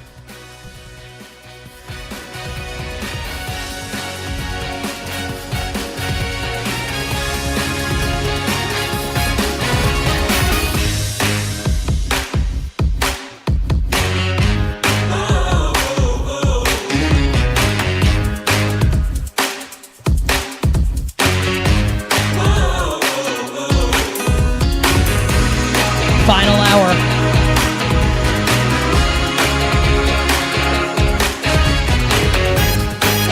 Power hour. You better you bet on Westwood One Sports. Nick Kostos, our awesome crew, Connor Allen, and you. The Power Hour and every hour here on You Better You Bet, brought to you by our friends at BetMGM. Make it legendary by downloading the BetMGM app and visiting BetMGM.com. Coming up about 20 minutes from now, we will get into the AP Top 25 poll released in college football and why we can definitively say the SEC is the underdog. It's not even a debate. The SEC is the underdog now in college football. We have facts to back it up. We will get to that. And I'll give you my early pick for national champion in college football about 20-25 minutes from now. And we will close the show with our bets for tonight. 4 bets for me in Major League Baseball. I gave you one already. Carlos Rodon's back for the Yankees. You know what that means. Bet the Baltimore Orioles tonight in Camden Yards to beat my New York Yankees. But before we get to all of that, let's kick off the Power Hour by welcoming back one of our old friends to the show. One of the sharpest minds out there when it comes to fantasy, sports betting in the National Football League. Our friends at 4 for 4 and BetSperts, the Move the Line NFL podcast with our friend Ryan Noonan and others. The great Connor Allen on Twitter at Connor Allen NFL. And Connor is a new dad. Hashtag girl dad like me. Connor, welcome to the show. How's it going? Great, Nick. Appreciate you having me on. It's awesome. I have week 1 Sunday just already booked. Got to teach the daughter about how it works. Going to be as many bets deep as possible. Just got to teach her about, how to gamble responsibly and win some money. So it's going to be great. Give us, because we were talking off air that your daughter is like very young. She's 10 weeks old, which is awesome, right? My daughter is a little over 2. What has been, give us an anecdote, favorite story you have about being like a young father, the father to a very young child at this point. Yeah, so there was crazy because a couple of weeks ago, there was, some real life stuff going on outside with our neighbors. And, really early in the morning, there's like, again, kind of a disturbance, I would say. And so my wife goes outside. I'm holding the kid. I got the baby in my arms. And so she comes back in all disgruntled. And the baby's like, whatever, doesn't know what's going on, stands up and just throws up all over me and then starts laughing. And I'm like, this is parenthood. I'm like, this is it. A lot of real life stuff going on. She has no clue and just, made it happen. So it was great. I loved it. Do you have you hit for the Triple Crown yet? Which would be, and I had this conversation with someone this weekend where, like, and I think people can understand this whether you're a parent or not. The average person is very unlikely to ever have fecal matter on them at any point in their life, right? It's something that you want to avoid. When you're a parent, like, you don't even like think twice about things like this anymore. So I would say the Triple Crown would be urine, fecal matter, throw up. Have you hit for the Triple Crown already about 10 weeks into your daughter's life? I'm trying to think. I definitely a double crown. It's just the triple is tough. I would say within a 10-minute span, yes. Simultaneously, no. So I maybe aspire to be there. I'm not sure if you've hit for the Triple Crown yet, though. I have a memory I had to be a couple weeks old. It's like 2 a.m. where had you ever changed it? I had never changed the diaper before prior to my daughter being born. Had you? No, first time until now. Yeah. So I think one of the things that no one told me, that I'll tell any prospective parents out there, is that when your child's very young, just because they have pooped or peed does not mean that they will not continue pooping or peeing like 10 to 15 seconds after they stop. So I changed, and the process of changing, because I think it's over, and then it continued from there. And I had to turn the lights on. It's 2 a.m. I'm covered in poop. My daughter is hysterical crying, and I have this visceral memory in my head thinking, I am the worst father on the planet. I wanted to break down and cry. So anyway, good times in parenting a young child. to football. How are you feeling ahead of the season, my friend? You have established opinions, you feel like, for our teams across the league? Good, yeah, I think mostly. But what's crazy is these injuries that just keep piling up, especially for offensive skill players. Feels like more. We just got news of Parker Washington an hour or two ago. Day to day now, undisclosed injury. We had Jordan Tyson out for 2+ months now with the hamstring injury. Brees Hall out 2 to 3 weeks. Mecca Igbuka, toe injury, 2+ weeks uncertain for week 1. Jeremiah Love, high ankle sprain, 2+ weeks. This is like, these are just the top level ones. We're still a couple weeks away from the season. This is we're not even close yet. These are all guys that are now going to be uncertain for week 1. And if they do play week 1, how effective are they going to be? Are they going to be at full strength? Way too many questions. This is my least favorite part. Just get us to the season. I agree completely. I led the show today, Connor, with Jordan Tyson and that injury, and why I think, he could be back full strength by week 6, and it's a bad division. It feels like this is an absolute crusher to any upside cases for the New Orleans Saints to win the division, make the playoffs, any superlatives for Tyler Shuck or Olave or Jordan Tyson, etc. What do you make of the Jordan Tyson injury as we look to spin this forward this season for New Orleans? Gosh, I totally agree, because Saints to win the division was already a bet that I made. I already have that in my pocket, unfortunately. Now, I still think it's possible down the stretch. We saw Tyler Shuck come on last year and really play well. The best quarterback in the division towards the end of the season. And the Saints were the best team in the division at the end of the season. I think they only got better, but a large part of that was Jordan Tyson. I think that we see a lot more Devon Vele now, who played well at the end of the last season. They made a big trade for him. And I think that he's going to play a big part while Jordan Tyson gets back to full health. Now, the problem is the longevity of Jordan Tyson. His biggest knock as a prospect was not his play, was not his accolades. It was his injury and health. And now at this point, he has another injury. He's going to miss time. How quickly to pick it up? But all the reports around training camp were that he was far and away like one of the best players in their team, essentially, from the get-go. So that's a massive blow, I think, to their upside.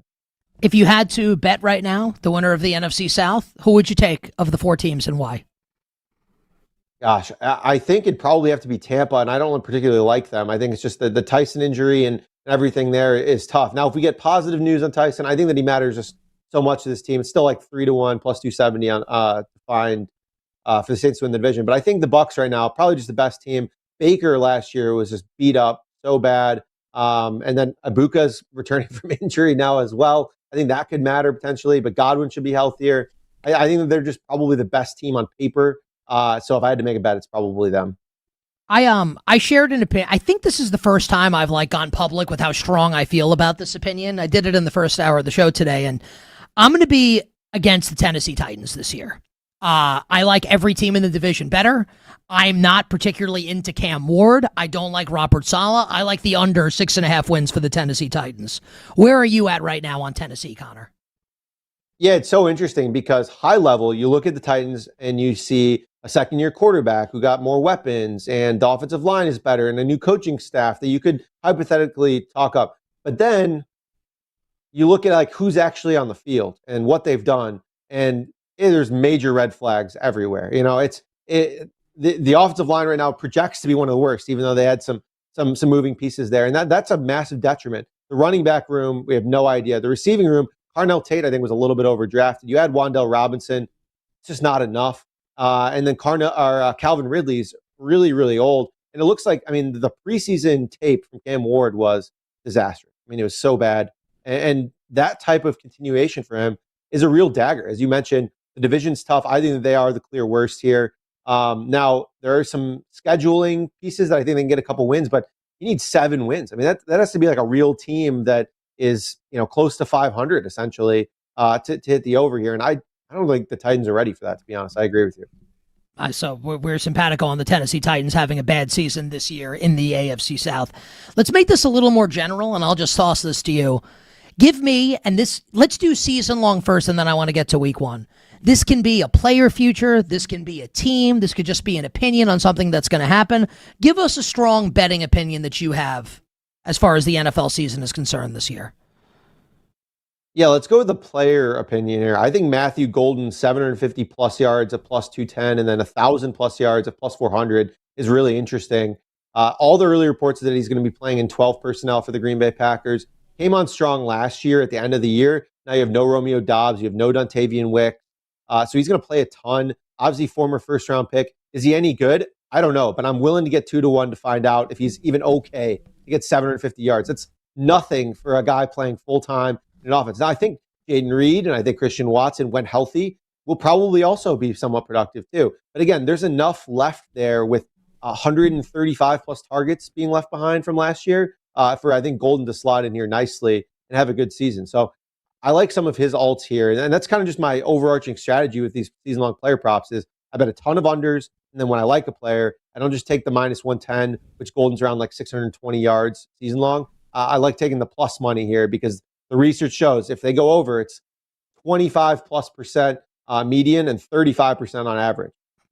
So I like that you brought up Matthew Golden there because I think the Green Bay Packers, Connor, are a very interesting team heading into the season where people have a lot of differing opinions on them, right? Because I think there's a case to be made that the Packers could go 12-5, win the NFC North, and Micah Parsons will be back around week 6 for the game against the Cowboys on Sunday Night Football. I also think there's a case, I'm not going to say they're going to go 5-12, but would it really be that shocking if they went 9-8 or 8-9 and finished on the outside looking in of the postseason? So where are you at on the Packers? And then just balance of power overall in the NFC North where you can make a case for any of those 4 teams. So give me your thoughts on Green Bay and then who you like to win the NFC North. Yeah, I think I'm on the boat with the ladder with this Packers team here.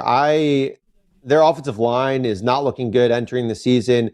Their running back room is uncertain. I think the receiving room is fine, but it just puts a lot of pressure on Jordan Love. And this defense, again, without Micah, there's some pieces there that are pretty uncertain. I don't think that this is going to be a top 10 defense. So again, when it all comes down to it, if you're not going to have a super strong running game, if you're not going to have an awesome offensive line, again, that puts a ton of pressure on Jordan Love. Is he good enough to overcome all those factors?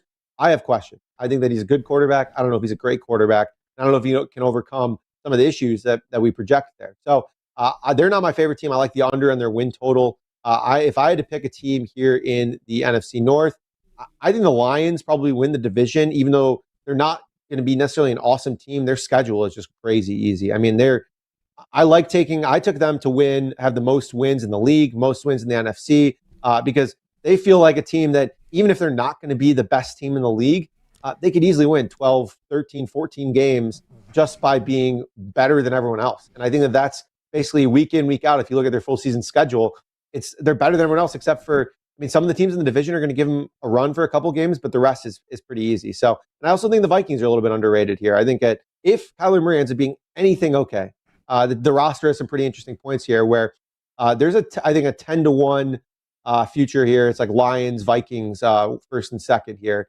that I kind of like. I think it's pretty interesting. So skips the Bears, skips the Packers, but kind of a fun one. Rams or the field in the NFC? Probably Rams, but they're pretty fragile, I think. You're the first person that has had the, and I'll say guts, to take the Rams here as opposed to the field. Because we all know the Rams are the best team, but you're right. I'm sure I'm going to agree with some of the things you say. They are fragile, but also, Connor, they are the best team on paper. Oh, for sure. They're definitely the best team on paper. So yeah, they're the best team on paper. But the problem is that Stafford 2 years ago, there was rumblings about his career being over. And then you have Puka and his, who knows what's going on there. And the offensive line is good. The running game is good. So there is, in the defense, obviously you had Myles Garrett. Looks like Aaron Donald might come out of retirement eventually. So there's a lot of factors here that make this the best team on paper. They're fragile. The downside scenarios is, 9 wins, 8 wins, something like that if things break wrong. But the upside is, they win 15 games and they're just better than everyone else if everyone stays healthy. Which, again, they may not even need Stafford as much this year than they did in previous years with how good the defense is and how good the running game is. Who's going to win the AFC West? AFC West. I'm a Broncos guy, to be honest. I think that I think they're the best roster on paper. I know I do have a Demaryius Thomas jersey behind me, but no homerism here. The late great. I do think that. Yeah, exactly. I think they're an awesome roster. I also played a little bit of Bo Nix MVP at 35-1. Just fits a lot of historical criteria with a good team, going to win a lot of games. Quarterback who obviously just got Jalen Waddle, pushes Cortland Sutton to be a number 2, kind of a possession number 2. And then Pat Bryant has been the talk of camp. Their new, running back Jonah Coleman, I think, could play a role. J.K. Dobbins is kind of the big back. And then you have R.J. Harvey to be kind of an explosive option there out of the backfield as well. Again, I don't know if Bo Nix is any good, but I think a 35-1 and a team that I think could easily win the division, win 12 plus games, puts him squarely in play.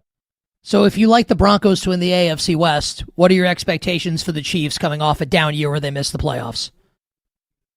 Yeah, the Chiefs are a tough team because they have a lot of good pieces still, but the defense, obviously, there's some changing in the cornerback room there. And then the offense, like there's massive questions on. You have Rashee Rice spending time in jail, not looking great in training camp. You have Travis Kelce getting married, certainly on the wrong part of his career with being in shape. And then Xavier Worthy, I mean, there's talent there, there's speed. Does he stay healthy? Can he ever really fully develop into the guy we thought? And then, you have some rookies coming in, but is that enough? Like, I think that they're going to rely really heavily on the run early on in the season with Kenneth Walker. And I think that can work for a while. I just worry that some of the pieces are not good enough surrounding Mahomes. And we've seen him carry teams with less talent, that's for sure. But I don't know if it's tough to bank on that every single year for that to happen. Couple more minutes with our friend Connor Allen from 4for4 and BetSperts on Twitter at Connor Allen NFL. Do you have some thoughts on week 1 you could share with us? Yeah, there's some pretty interesting lines here for week 1. I think Bears -2.5 against Carolina is really interesting. I'm not high on Carolina at all. Can I throw this out there to you? Can I throw this out there to you? And then I want you to continue. We had mutual friend of ours, Drew Dinsick, on the show last hour. So I think he agrees. I like the Bears also. This to me feels like the game that everyone's going to talk themselves into liking Carolina. And I think the Bears might win 27-13. I think I'm with you here on Chicago and Carolina week 1. Yeah, I think that they just might absolutely steamroll Carolina. Plus, Carolina, like offensive line, maybe missing 2 tackles. The running game. Both guards are hurt right now in practice right now. Also, I mean, who are they going to be starting? I know the Bears' defense is probably going to be one of the worst, to be honest. But still, like when you're starting your backup everything on the offensive line, like those types of cluster injuries really, really impact everything. And this Panthers team, they love to run the ball. And if you can't run the ball, that's makes it much harder for them. So I think, Bears -2.5 is really interesting. And I think their offense just can probably score, again, 27, 30 points on this Panthers defense here. What else for week 1? Yes, scanning the board here. I think kind of an underrated one. Jets +3. I don't know if that's crazy to talk yourself. Dude, we don't even need the points. They're going to win the game outright. I don't even want the points. I think so too. Jets outright. The Jets have some good pieces. Dude, Cam Ward stinks. Awesome, I'm sorry. Yeah. Cam Ward's not very good. Yeah, I agree. Cam Ward stinks. The Jets have some real pieces. Titans, I worry about. I know they're at home, but again, I don't think that matters really all that much here. I loved the Raiders -3. Now we're looking at 3.5 against the Dolphins. I think the Dolphins are the worst on paper team in the league right now. Oh, I disagree with you on this one. I like Miami to win outright. I think the Dolphins are going to beat them. Yeah. Oh my gosh. All right. Well, I guess it depends on how much you believe in Malik Willis. Are you a Malik Willis guy? You know what? I just don't like this Raiders defense, and I think that early in the season, I think they're going to roll out like a pretty inventive rushing attack that'll get figured out pretty early. But I think in that game, Achane and Willis are going to run for 200 yards, and I think they're going to roll up on the Raiders. I think they're going to beat the Raiders coming up in week 1. Wow. That would make sense. The preseason stuff with Bobby Sloak and the heavy personnel has been interesting. I will say that. But offensive line sucks. Defense sucks. Jeff Hafley's not a good coach. I don't think Bobby Sloak's a good coach. Malik Willis has never had more than 23 pass attempts in a single NFL game. LaFleur was literally walking him through the game, holding his hand with the Packers behind a great offensive line with good pass catching options at the time. Caleb Douglas, is that going to be your top option to lead your entire offense? Caleb Douglas and Tutu Atwell and Malik Washington. Don't forget about Greg Dulcich. Greg Dulcich. Yeah, exactly. Don't forget about Greg Dulcich. Don't forget. Oh man. So I don't know. I think I'm very low on the Dolphins, but yeah, if the inventive rushing attack, I think is the only way that they win games, in my opinion. So, Connor, you're the best. Congratulations on the little one, my friend. That is absolutely the best. At Connor Allen NFL, 4for4 and BetSperts. Stay well. We'll catch up down the line. Thanks, Nick. Talk soon. Our friend Connor Allen joining us here on the show. All right, a couple things that we need to hit on before we go to the break. We have some breaking news, more injury news in the NFL at skill positions. I see Connor is off air right now. His face perked up when I said that. Tyquan Thornton carted out of practice with the Kansas City Chiefs. Now, we don't know if that means that he's seriously injured. Maybe it's nothing. I don't know. Carted off makes it sound like it could be potentially significant. So let's just talk about Kansas City's receiving core for a moment.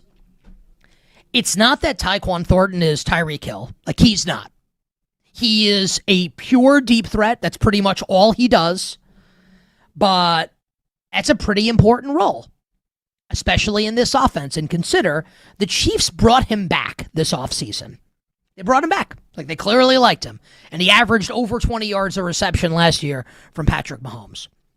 So what this does now to the Kansas City Chiefs receiving core, and perhaps you want to say, and I may say this also, Mahomes is back. He's going to be so good, it's not going to matter. But we need to cover all sides here on the show. We need to, discuss every potential outcome because we're huge sports fans and we need to consider everything. Let's just say, and I don't know that he's going to be out for, he carted off, it doesn't sound good, right? If you take Tyquan Thornton out of the equation, obviously you have Travis Kelce, who is not just long in the tooth, that's the longest effing tooth in the history of teeth. You have Xavier Worthy, who has been, I don't want to say he's a bust, but he has not been great. And the Chiefs privately are blaming, Travis Kelce running into him on the third play of last season and screwing up his shoulder. I don't think he's very good. Maybe I'm wrong. We'll find out. There's Rashee Rice, who dealt with a knee injury and went to jail this offseason. From there, we have last year's mid-round pick, Jalen Royals, and this year's training camp darling, Cyrus Allen. Okay. It's a little thin, isn't it? Patrick Mahomes is the best quarterback in the league. He is. You can take Josh Allen, that's fine. I'll take Mahomes, and I feel really good about that. The AFC West is loaded. The AFC has a lot of really good teams. It's not that Tyquan Thornton's great. It's that when you look at what's behind him, are the Chiefs really going to have that functional of a passing offense this year? Or is this going to be, which is okay if it's successful, here's 25 touches for Kenneth Walker every game. And maybe that's how they win. With a better defense, and to be fair, R. Mason Thomas, who was the second-round pass rusher the Chiefs took, looked really good in the preseason game against the Rams. Peter Woods, the first-round defensive tackle out of Clemson, has drawn rave reviews. And Mansour Delane, obviously, was the number one corner in the draft. The Chiefs traded up to get him. So maybe that injection of youth on defense with Delane, with Woods, and with R. Mason Thomas, coupled with a good run game, is going to be enough for the Chiefs to get by this season. The passing game is not very exciting, even if the quarterback is the best quarterback in the league. Two other quick thoughts, just off of the two interviews that we did with Connor and with Drew today. I can't believe that I've worked myself into this here, but I think that they're both right, Connor and Drew. My thing with Atlanta was going to be the young pass rushers, and now they're both out. I don't think I could pick the Falcons. I don't like the Panthers with all the injuries they've suffered. And Jordan Tyson's going to be out 2 months for the Saints. The Bucs probably are just going to win the division again. I think I might be there with Tampa. I might be willing to delete the shrug emoji and then give you the pirate emoji instead for Tampa. And then that week 1 game, Chicago and Carolina. I think a lot of people, this is going to be, I don't even want to say things like this because you could say the same thing about me. Like the fake sharp game where people will talk themselves into Carolina being the pick because the Bears are a regression candidate, blah, blah, blah, blah, blah. And then the game's going to start and the Bears are going to score 35 points and can the Panthers keep up? So Tampa, NFC South, I think I'm there. Bears week 1, anything less than 3 in Carolina, I think I'm there. Quick break. On the other side, the top 25 poll is out in college football, and we're going to tell you why. With facts, the SEC is officially the underdog this year in college football. Coming up next.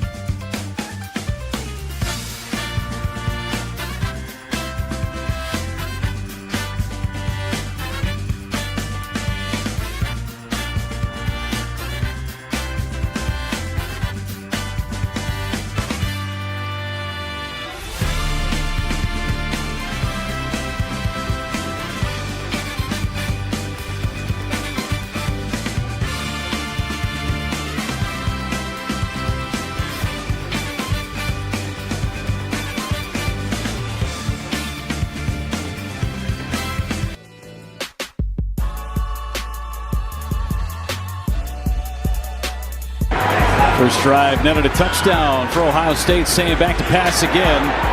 Goes for Smith, wide open. Jeremiah Smith down the sideline. Touchdown, Buckeyes.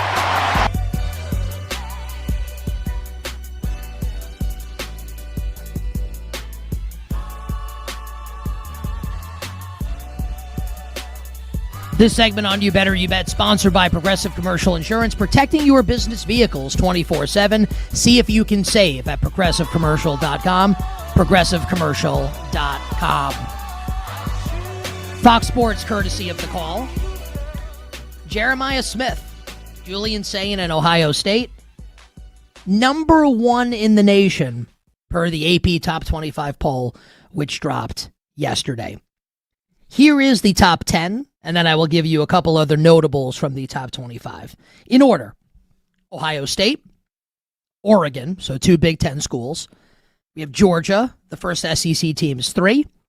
Notre Dame 4. Texas is 5. Reigning national champion Indiana 6. Reigning national runner-up Miami is 7.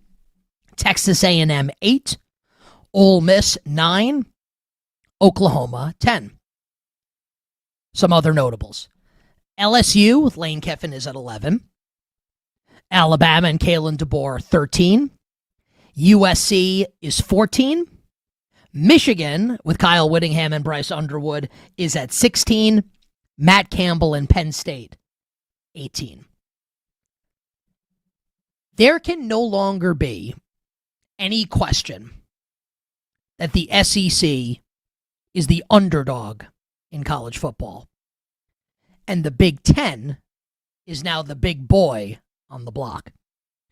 And it's not just because the Big Ten has the last 3 national champions with Michigan, Ohio State, and Indiana. I just gave you the top 10 and a couple notables in the top 25.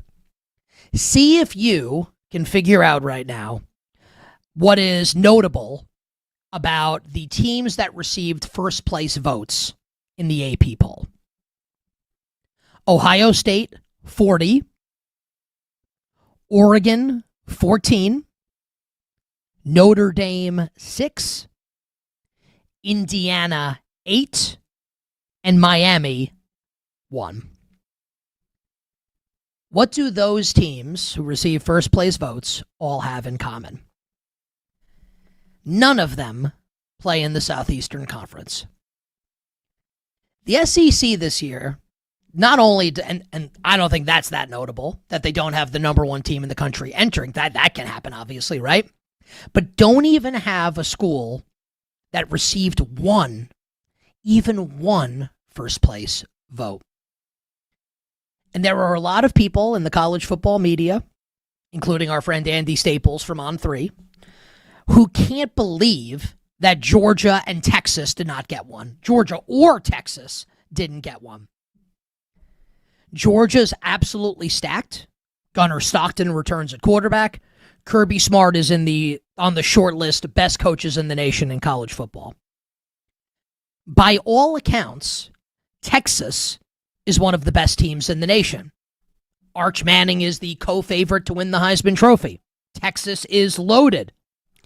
Texas didn't receive a single vote. Now, Texas, we've given you a bunch of NFL injury news today. Texas is dealing with a very bad piece of injury news that is broken this morning.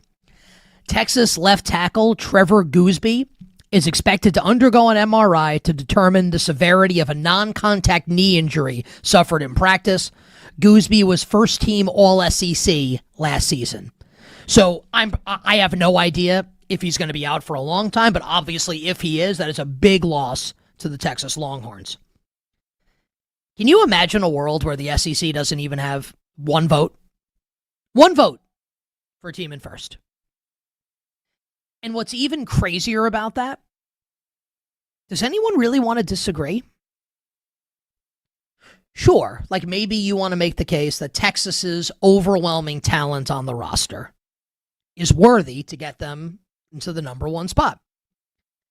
I think, if you think about it, right, the way the human mind works and the way the human brain works, I I think a lot of people probably feel like they got burned last year by the burnt orange of Texas.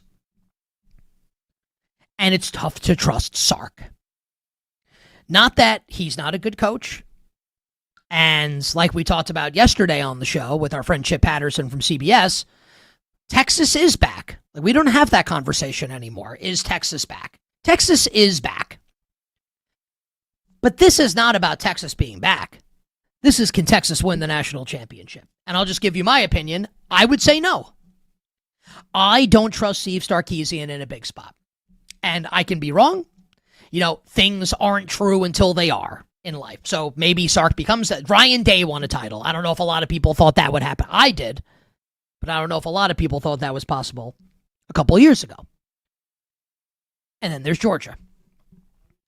Georgia has won the SEC the last couple of years, but has not had playoff success the last couple of years. The loss to Ole Miss, the loss to Notre Dame the year before. Should Georgia have gotten at least one first-place vote? Maybe. But then you consider the teams that did get the first-place votes, right? Ohio State. Like, they're ridiculously awesome. Right? Jeremiah Smith, Sayin, studs everywhere. Ohio State, I think, is a deserved number one team to open the year. Oregon brings back Dante Moore. Dan Lanning's got this team absolutely humming. Notre Dame has C.J. Carr, who might just be the first pick in the NFL draft, co-Heisman favorite along with Arch Manning. Indiana with Curt Cignetti, the reigning defending national champion, is getting respect. And then there's the Miami Hurricanes, who are a minus choice to win the ACC, which would likely net them a top seed in the college football playoff. And is Miami really going to have that big of a fall off? Like, I get, like, Carson Beck's in the NFL now. Mark Fletcher's still on offense. Malachi Tony's still there. And yes, like Ruben Bain and Akeem Mesidor were both first-round picks in the NFL draft. Miami is still right now the best team in the ACC. And Darian Mensah coming in for, like, is it within the realm of possibility that Miami's offense is better this year than it was last year with Carson Beck when Miami played for a national championship? So I have no beef with Miami getting a first-place vote in the AP Top 25 poll. The SEC is really going to be able to cry disrespect here. Like, they really are. But is it going to matter?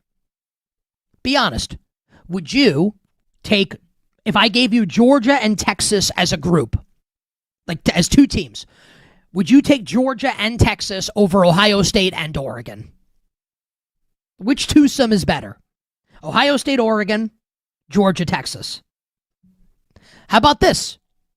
Would you take Notre Dame and Indiana as a twosome or Georgia and Texas? It's interesting, right? And those are the two best teams in the SEC, Georgia and Texas. We can go a little further down the list here in terms of the top 10. We're getting Georgia is 3 and Texas is 5. Texas A&M is 8. There are a lot of people way smarter than me who are more in the weeds with college football than I am who believe that Texas A&M is going to take a step back this year. Schedule's way tougher. Most of the really tough games for A&M this year come on the road, not in College Station.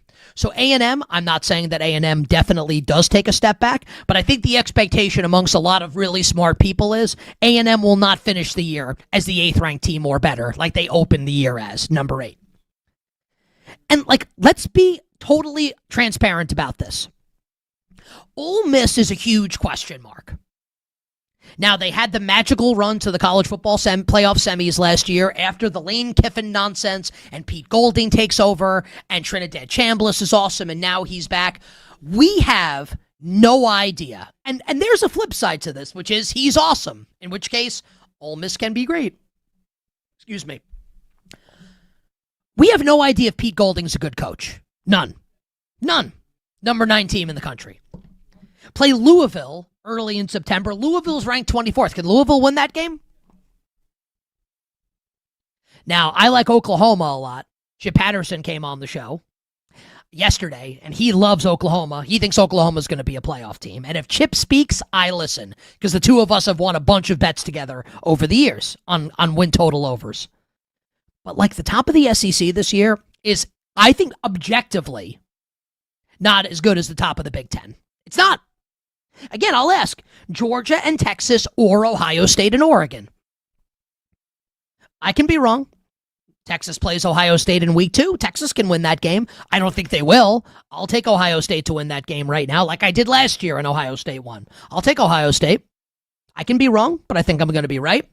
And I would also right now take Notre Dame and Indiana over the SEC twosome of Georgia and Texas. Now, as far as the national champion goes this year in college football, not taking Texas. I don't trust Sark. I think Georgia ultimately will win the SEC, but I don't think Georgia wins the national championship. I had Ohio State last year, and they burned me. I'm considering it. I don't think I want Oregon because I don't love Dan Lanning in the big spot. I love Kurt Cignetti in Indiana. I don't think Indiana's as good as it was last year. Going to be tough for that to be the case, right? With the Heisman Trophy winner, undefeated, and national champions. Miami, to me, feels like probably not as good as the really, truly elite teams in college football. So I'm going to decide between Ohio State and Notre Dame as my national champion. I'm not there just yet to make my decision. If I had to pick right now, I think I'd probably go with number 1. And for the 3rd consecutive year. Worked great 2 years ago, not so much last year, and take Ohio State to win the national championship. Before we take our final break and end the show with bets for tonight, our friend Tyler Morales is here with the trivia question of the day. Tyler, what do we got? All right, this was an easy one, Nick. I think that, and this ties into what we talked about today. There are 6 teams that have never had a player win NFL MVP. Can you name those teams? Okay, 6 teams to never have a player win NFL Most Valuable Player. Okay, the Arizona Cardinals, formerly Phoenix Cardinals. Okay, have the Rams? Stafford won last year. Okay, the Niners have had multiple MVPs. Sean Alexander won an MVP, right, with the Seahawks. That's correct. Yep. Okay, so that's the NFC West. Matt Ryan won an MVP. Cam Newton won an MVP. I think Drew Brees won MVP in 2009. I think Tampa might be an answer here. Tampa is the correct. Tampa Bay. Okay, so Tampa is 2. Okay, to never win an MVP. Have the Bears ever had an MVP award winner? The Bears have had an MVP. I don't know who it is, but they've had one. Okay, so Chicago has. I don't believe the Lions definitely have not, right? The Lions have had an MVP. Who is it? Barry Sanders? I'll have to look it up, but they were on my list when I looked it up. Okay. Barry Sanders, yes, he won in 97. He shared it with Brett Favre. Okay. That doesn't really count. Okay. The Giants, LT won an MVP. The Cowboys have obviously had MVPs. Well, this is a good question. All right. Just in lieu of me just guessing here random teams, we'll take this last break. I'll come up with the answer, I hope, and then we'll end the show with our bets for tonight right after this.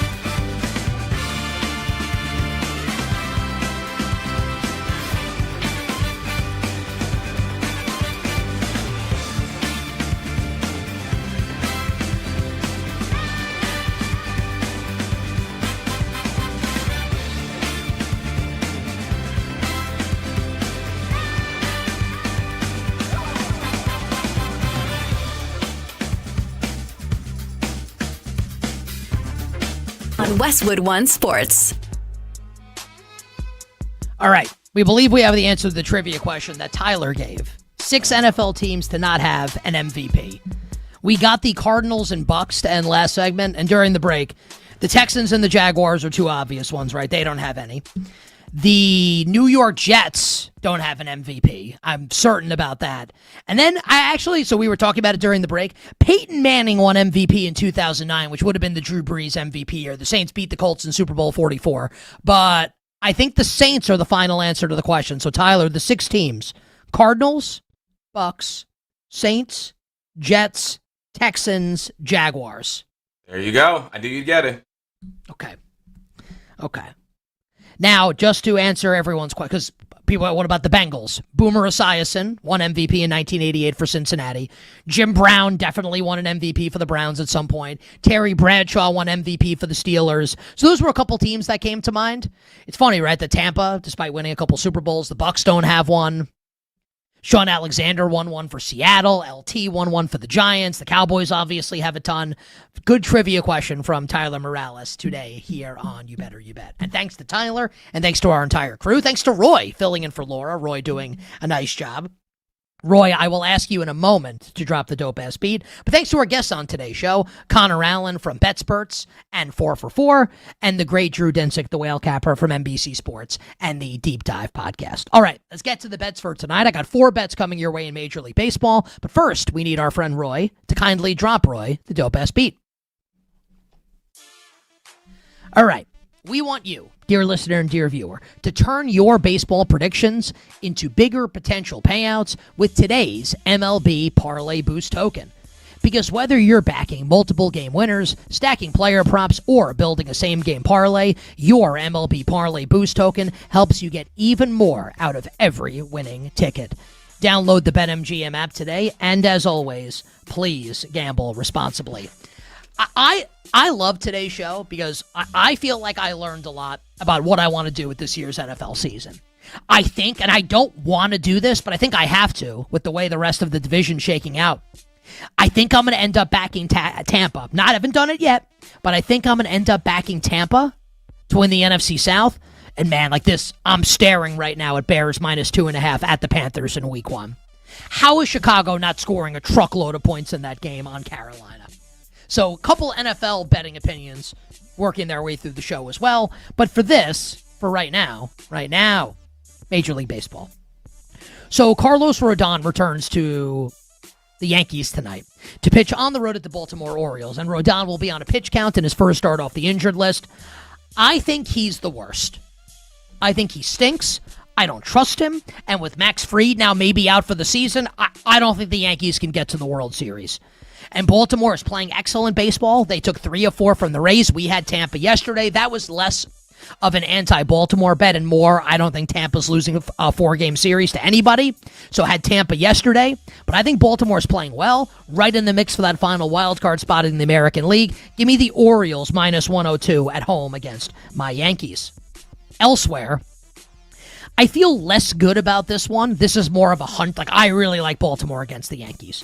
More of a hunch for me here is that the Toronto Blue Jays are going to continue playing hot baseball. The Blue Jays are playing very well right now, opening up a set in Tampa against the Rays. Jose Soriano on the mound for Toronto. I think he's due for a big strikeout game, and I like Toronto in the first game of this series. Toronto +118 on the road at the Tampa Bay Rays. So Baltimore against the Yankees, Toronto against Tampa to the National League. I went against this team yesterday and it burned me. I'm going to do it again today. I'll take the Padres -115 on the road at the Mets with Robbie Ray pitching for San Diego. I know the Mets beat them yesterday, but we detailed it earlier in the show. 3 ridiculous throws from the outfield all went the Mets' way. Or San Diego wins the game. They lost the game 2-1. They out-hit the Mets. Probably outplayed the Mets, but the Mets had those 3 great defensive plays. God bless them. I'll go against the Mets today. Give me the San Diego Padres -115 on the road at Citi Field. And finally, this is a vibes bet from yours truly. Make it if you want. It doesn't really matter to me. The betting market is moving heavily against me here. Make of that what you will. I'll take the Seattle Mariners on the road tonight against the Milwaukee Brewers. Seattle +150 at Milwaukee. So the Orioles, the Jays, the Padres, and the Mariners.